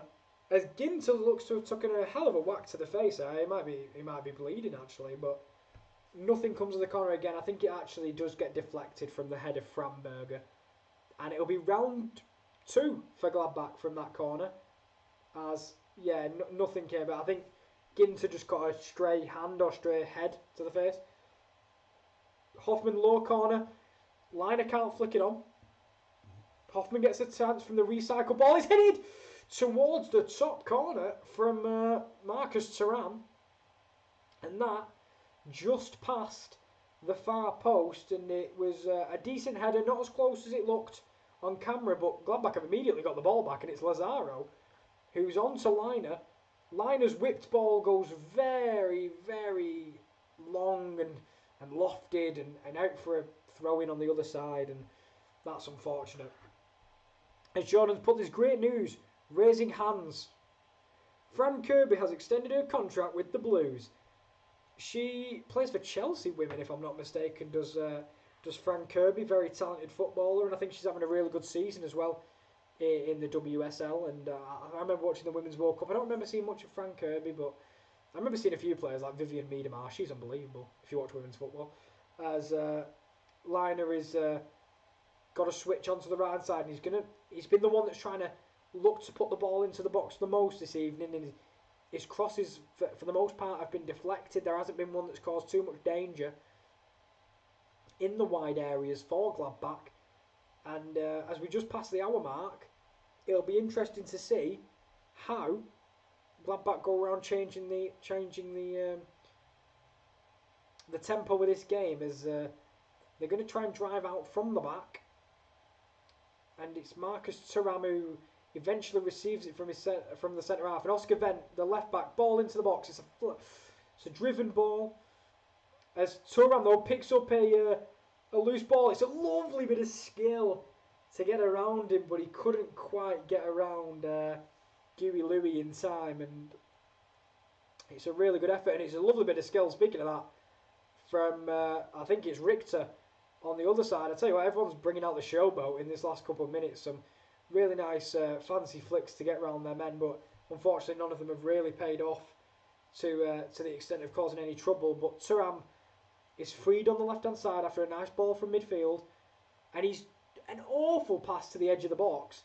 And now it's Augsburg's turn, and it is a 2v1.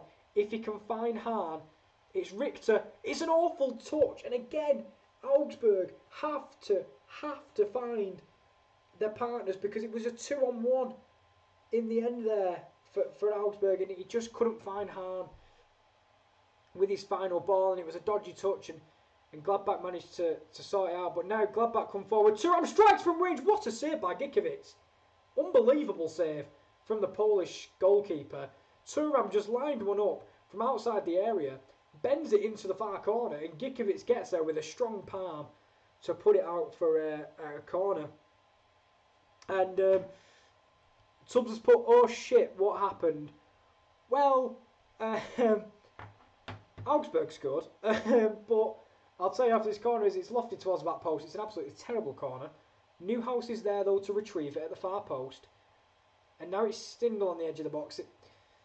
Gladbach are more going backwards. The players have stayed up from the resulting corner, but I think they need to move it a little bit quicker on the edge of the box. And so basically, Tubbs, because you missed it, Vargas came on as a sub for Laszlo Benez, and then with Augsburg's first real opportunity from a corner, headed in at the near post after out-jumping Lars Stindl from a Caligiuri cross.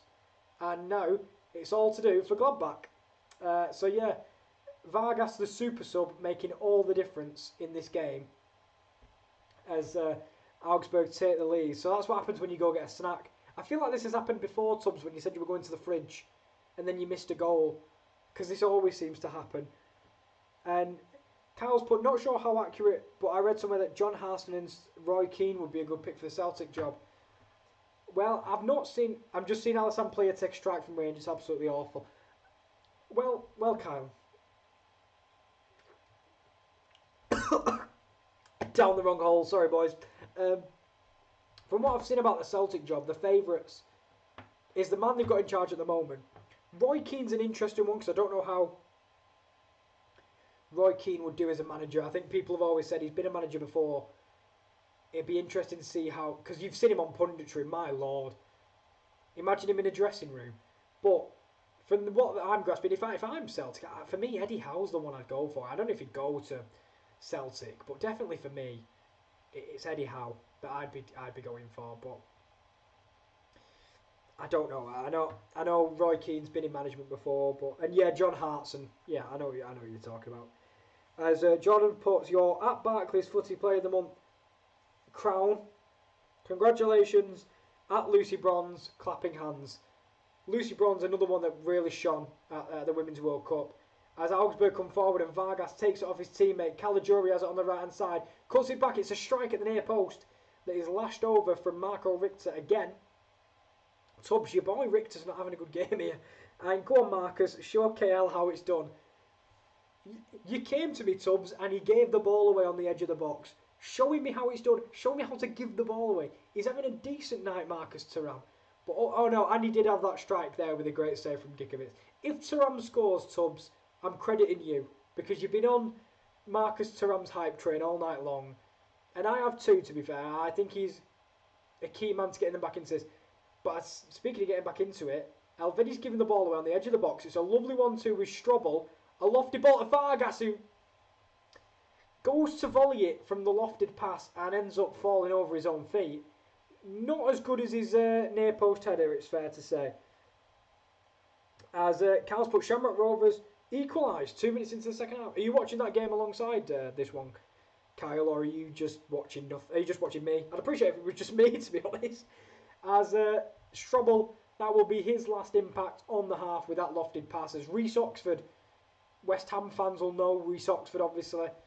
And also Carlos Gruezo, the Ecuadorian midfielder, as Caligiuri is subbed off as well. So this is definitely a change of system from Augsburg, as Caligiuri and Strobel are subbed off for Gruezo and Reece Oxford. As Marcus Thuram went for a switcher play there and has ended up on the deck. So Tubbs is back again. Yes, Marcus Masterclass incoming. Well, he's already had a shining moment when he got the penalty. Stindl just bottled it. Yeah, that I can agree with. As Liner gets the ball into the box, it's there. Oh, and there was 3 or so people going for it. Vent gets the rebound. Vent goes for it again. He lays it off to Newhouse, who bends it into the bottom corner. It's 1-1. Edge of the box. Florian Newhouse. It's what he does best. Edge of the box. He bends it from an Oscar Vent deflected shot. And Newhouse curls it into the bottom right-hand corner from the edge of the box. And it is game on Gladbach. 1-1. It's not a Marcus masterclass, but it is a goal from Florian Newhouse. Vent goes for the volley. It deflects back to him. He decides to pass to Newhouse, who's just on the edge of the box. And he just takes one touch out of his feet, uses the defender as a shield, bends it round into the right-hand side corner, past Gikiewicz, and it's 1-1. And there's 23 minutes of this game to go. And now, Newhouse with his 5th goal of the season. What a man he is in midfield. I love Florian Newhouse. And now it's time for Gladbach to push on in this game. And they've deserved a goal. And it was probably arguably one of the more difficult chances they've had of the evening. But it's 62 minutes. There's been a goal for Stoke. Tom Nixon fires in a scorcher from distance. Well, we had a scorch from the edge of the box, which is good enough for me. As Sub says, get in Newhouse. And come on, Gladbach. Come on, boys. We can do it. No bias, lads. This is 100% unbiased journalist stream. Okay? We like Augsburg as much as we like Gladbach, as you can tell. But that was a real big confidence booster for Gladbach. And now they just need to be wary of the counter-attacks, as it looks like Augsburg actually have gone 5 at the back, which they made this decision at 1-0 up, and now they've conceded that extra goal. Will it require another tweak from the Augsburg manager? Because Reece Oxford has slotted in at centre-half, and it is a 5-4-1 that Augsburg are now playing with. Still got Gregoritsch and Newhouse on the bench. Gregoritsch and Niederlechner on the bench to try and change the game, but Newhouse picks it up with some lovely trickery on the left-hand side. I thought he'd gone out of play myself, but he managed to just keep it in, as Thuram has 3 men around him and he gets tackled. Tubbs, what's going on? He's going to take it past players like that. But with 20 minutes to go, sorry lads, this game has really livened up. And hopefully we'll see a winner, as it's hit from range, and that's not even...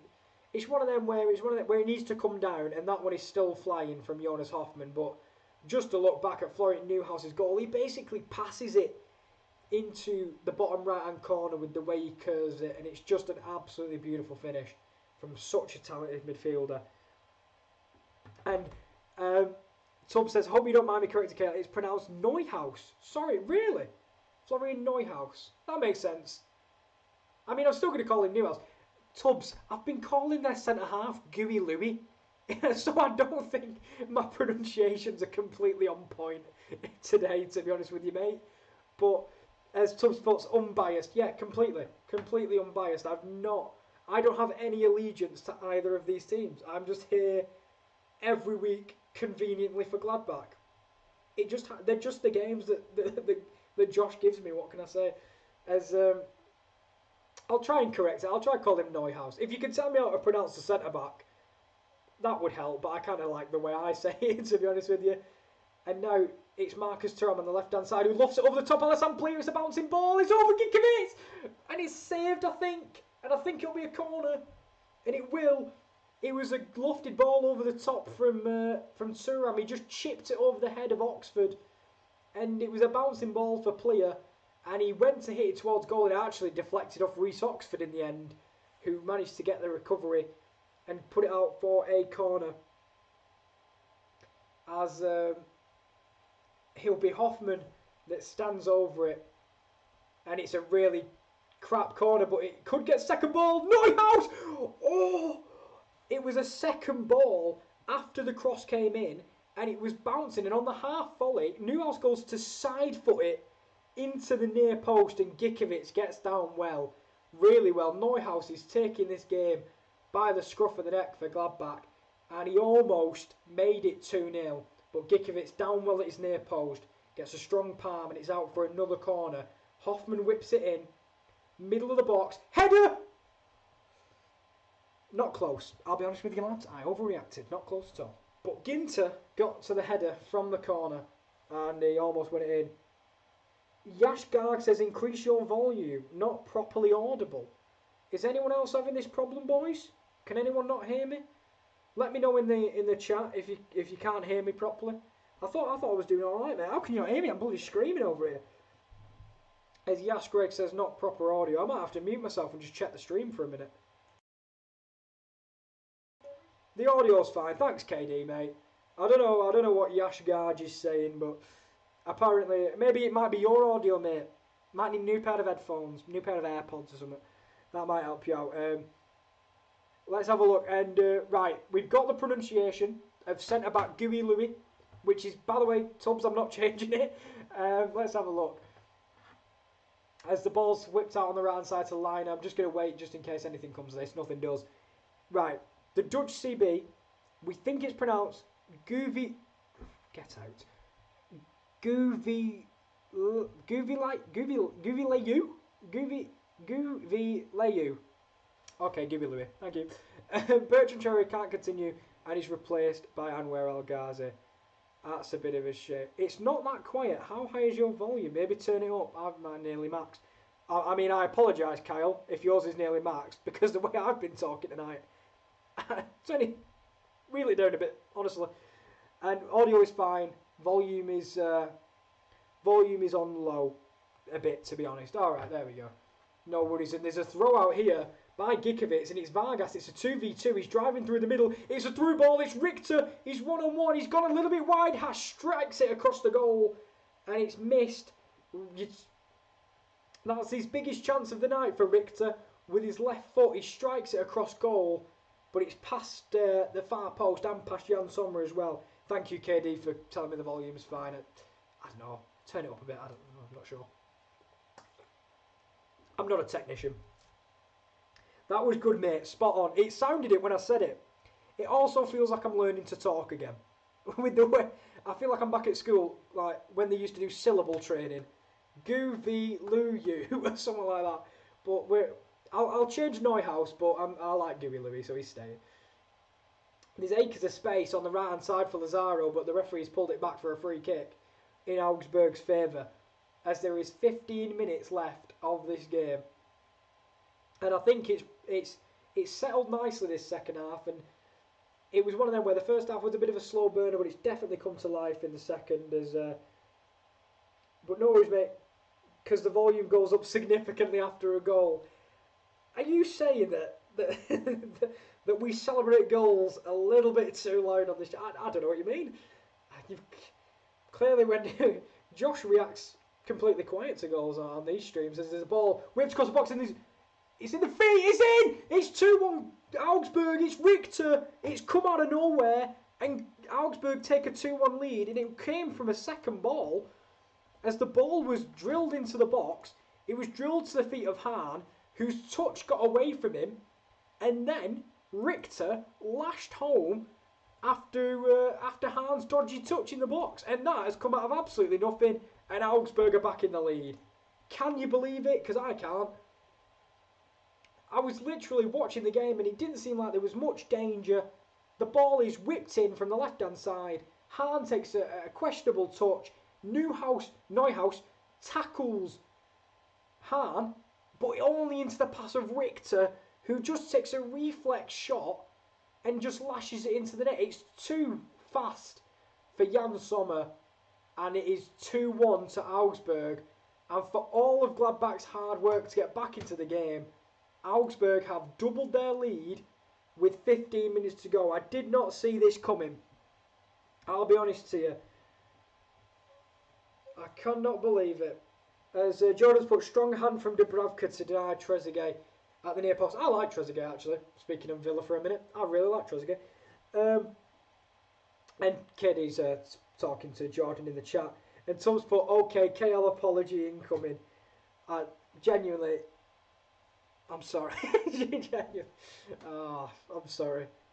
Richter had done nothing all game. Nothing. And because of a tackle from Neuhaus, which just went into the path of Richter, there's nothing Sommer or anyone can do about it.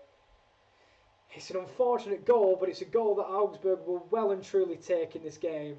And it's an uphill battle for Gladbach with 13 minutes to go. And KD's put Mainz could never. No, you're right, because Mainz had never equalised in the first place. Get out, man. I have to watch us lose every week. Anyway, there's 2 subs for Gladbach as Oscar Wendt is coming off the field. He's going to be replaced by Patrick Herrmann. So it's definitely all-out attack now for Marco Rosa. And Briel Donald and Bolo is coming on. Just waiting to see who he's going to be subbed off for. It's Marcus. The Marcus Masterclass is over as he's subbed off for Briel Donald and Bolo. Unfortunately, in that circumstance. So Tubbs, no Marcus Masterclass, but you've had a Richter goal. I know you liked him earlier, so screw you because he scored. But with 30 minutes to go, is there one more or even a couple more twists and turns in this game as Newhouse is driving through the middle of the park and they switch it. Plea's going to look to get an in-swinging crossing, but he only hits the head of Gui Louis. And Augsburg now can batten down the hatches with the 5 at the back that they had earlier as Briel and Bolo goes to get a crossing but only can earn a throw-in. It's been good performance defensively tonight from Augsburg. Again, as another battle in the midfield is lost and there's a lot of space on this left-hand side, but it's a brilliant sliding tackle from Nico Elvedi. It was Hahn again, who is not blessed with the quickest set of legs as Elvedi gets across, and a really nice crunching tackle to get the ball away from the German, who, to be fair, if he broke the tackle, would have been through in on net against one-on-one with Jan Sommer. But it's 2-1 to Augsburg, and there is 10 minutes to go.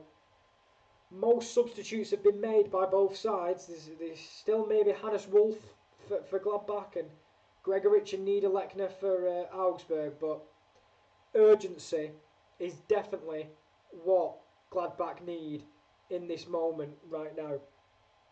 And Tubbs has put boo. Even I didn't see that coming. Haha, Richter over Thuram.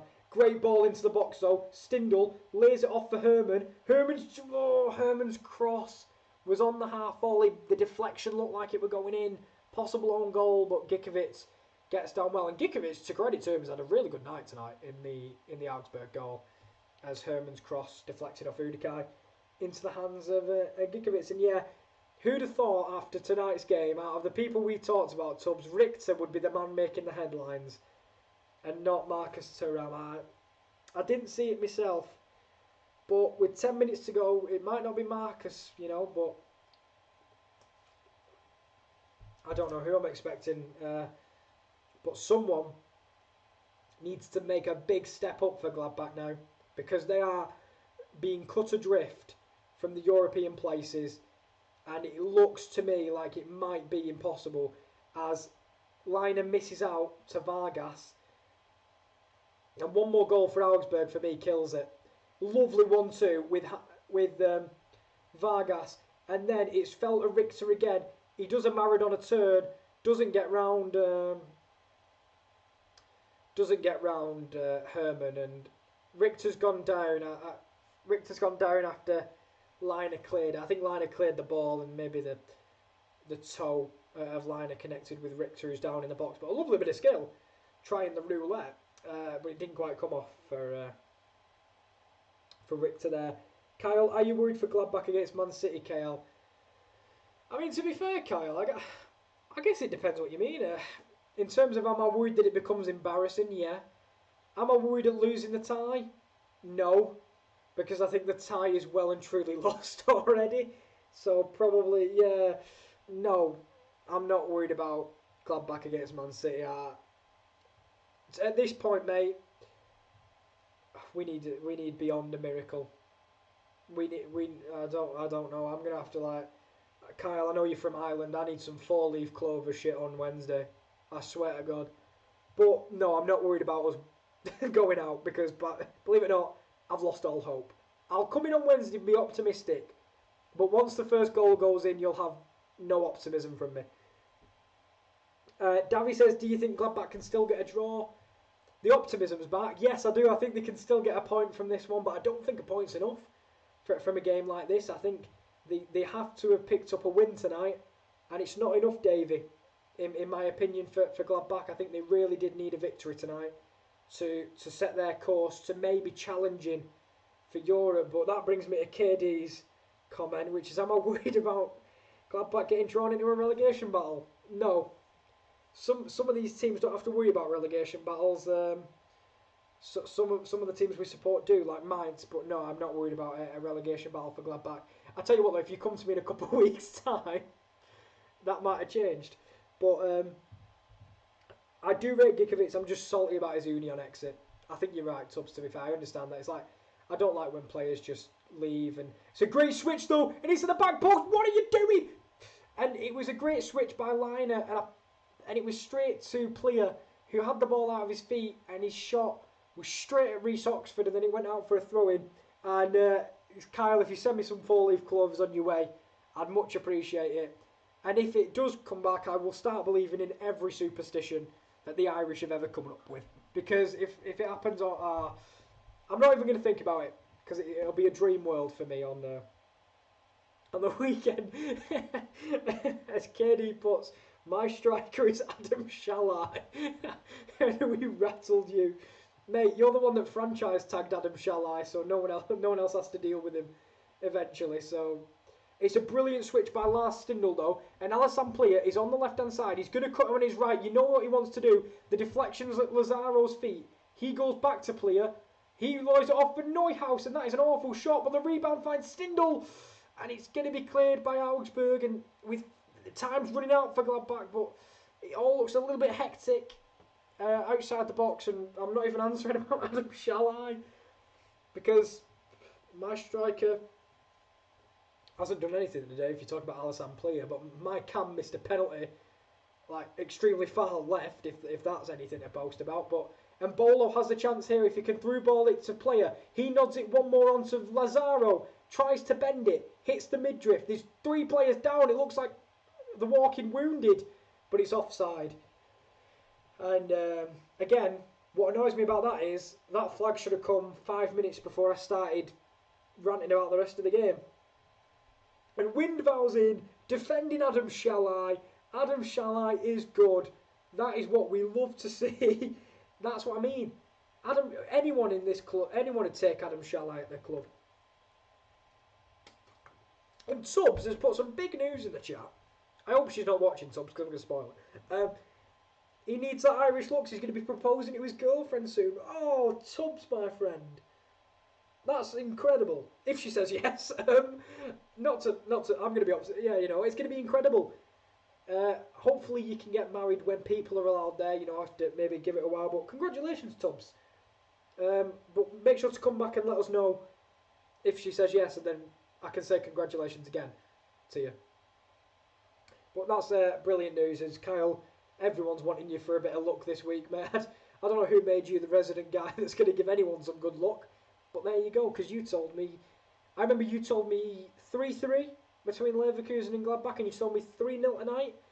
Kyle, I'm beginning to believe you don't know you don't know the scores. But Windvow said he was thinking of another guy, not Adam Shalai. No, Windvow, I think you were thinking of Shalai. World-class player. I think that must be who you were talking about. As he's gone with, I take Barini as my player. Barini?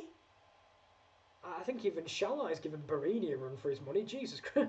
I remember when Barini was at Sunderland and Liverpool, though. I always used to like his celebration where he just took a bite out of his hand for no reason. But I think, again, he's an okay player of the past. But this would take Augsburg 10 points clear of Bielefeld and put them in a very, very comfortable spot to stay in the division. And I wouldn't be surprised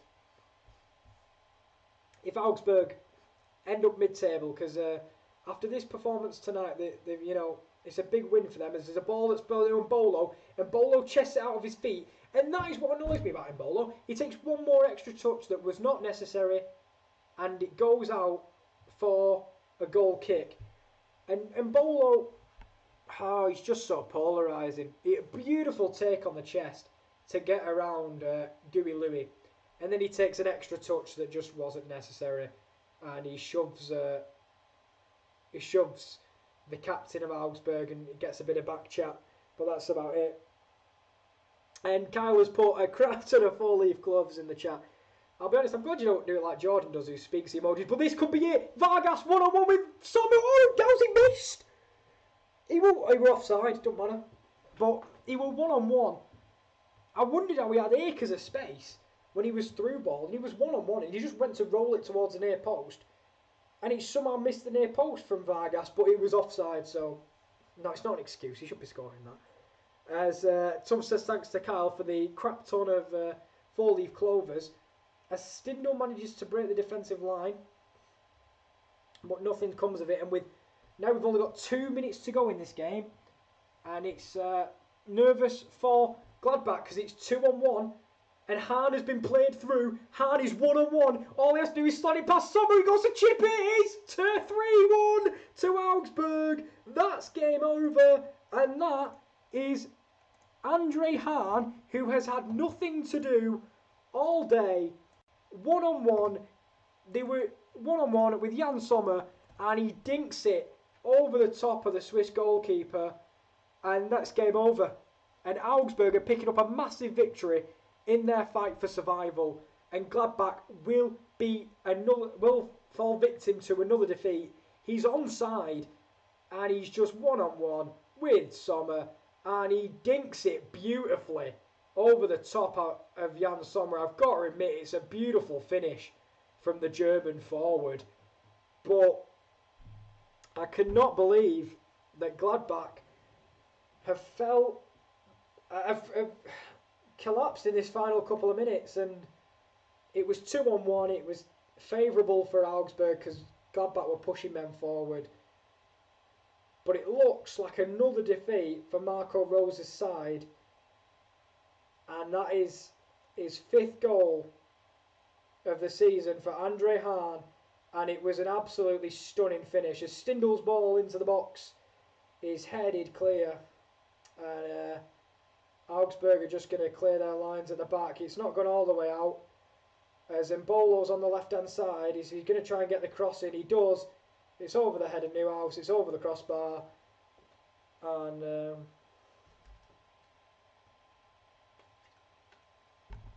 I'm lost for words. As KD puts Gladbach in Bundes 2. I mean, if they go down this year, at least Mainz and Gladbach will be in the same league next year again, which would be quite nice. That'd be quite fun. As Tubbs puts Hahn, cheeky dink. It was an incredible finish. Like, I'm not lying, like a really lovely finish from Andre Hahn. It's just incredible that he got to this situation for Gladbach. And Augsburg have come out 3-1 winners. As Kyle says he should never work in a betting shop. No, you shouldn't. Kyle, mate, the amount of bets we've all got, Gladbach have cost a lot of people a lot of money, I think, in the past couple of weeks. Same as Liverpool. Like, if you bet on Liverpool recently, you've probably lost a shit ton of money because of how many games that they should win they've ended up losing. But I'll tell you what, it's got scrappy towards the end of this game as Kirill and Bolo have been going at it. Newhouse was getting in someone's face. 3 minutes of added time in this one, but I don't think we'll be seeing any heroics in this game as Augsburg have a free kick. And Gladbach needed a goal and Marco Rosa took off Thuram. What the hell?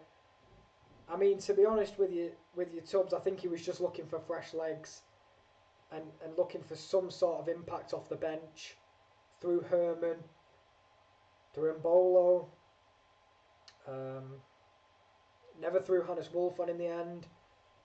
But it's just been a really rough night again for Gladbach. It seems to be a familiar feeling surrounding the club at the moment as Augsburg will take a big step towards survival in the Bundesliga with a win here tonight.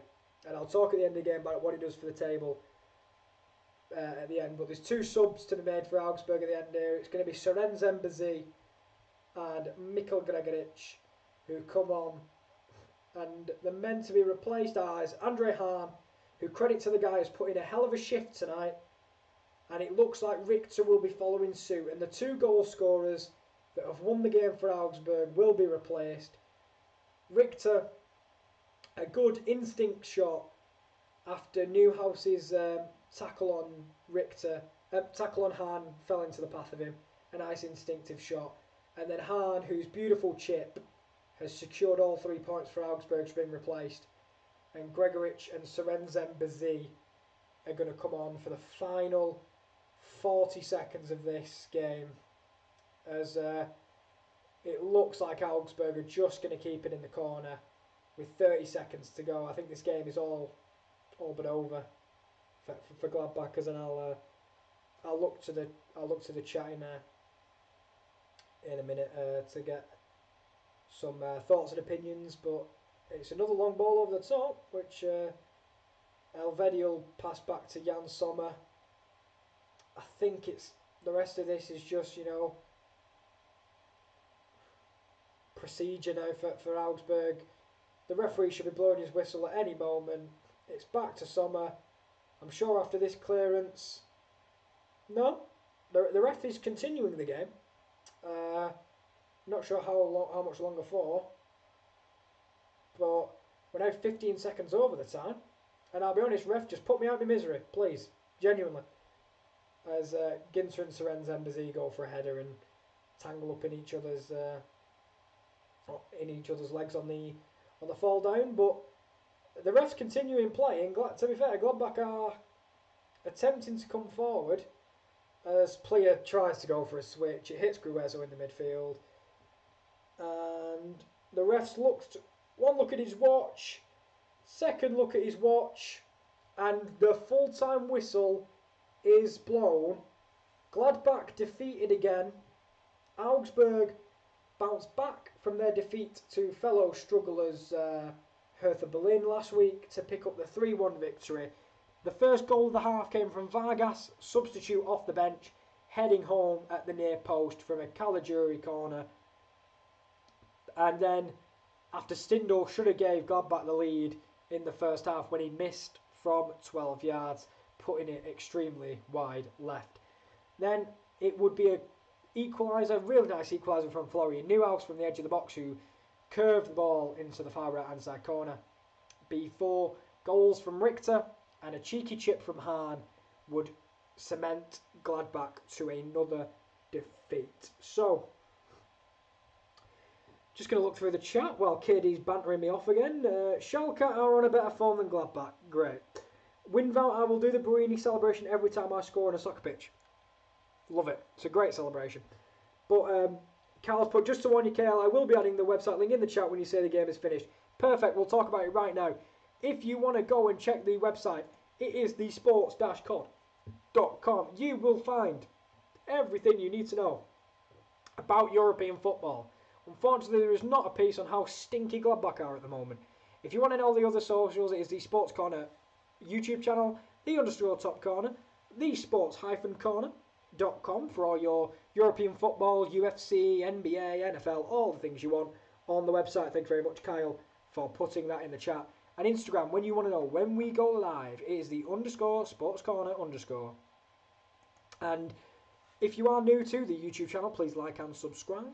And we will see you soon. We will be seeing you tomorrow, as these are the watch-alongs that are coming up. It will be the A-League tomorrow at 8:05 with Rowan, because he missed A-League Friday due to unforeseen circumstances.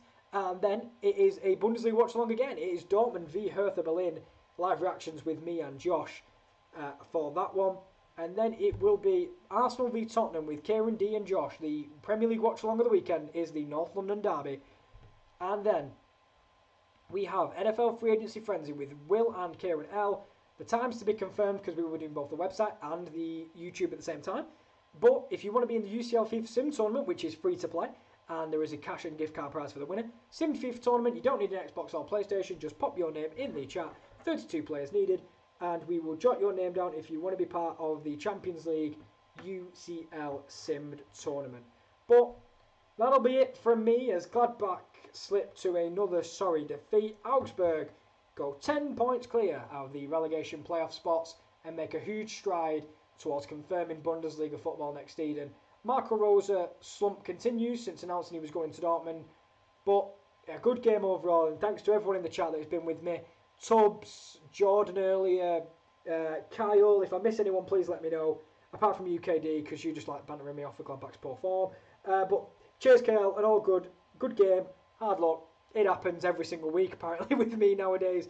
I might just tell Josh to cancel these watch-alongs, but hopefully they bounce back. I'll see you later. Thank you very much, Kyle, and obviously, thank you everyone for joining me for this thing. If you are new, please do like and subscribe, and I will see you guys tomorrow with A-League in the morning, which won't be me, but some more Bundesliga action in the night. Thank you very much. See you later.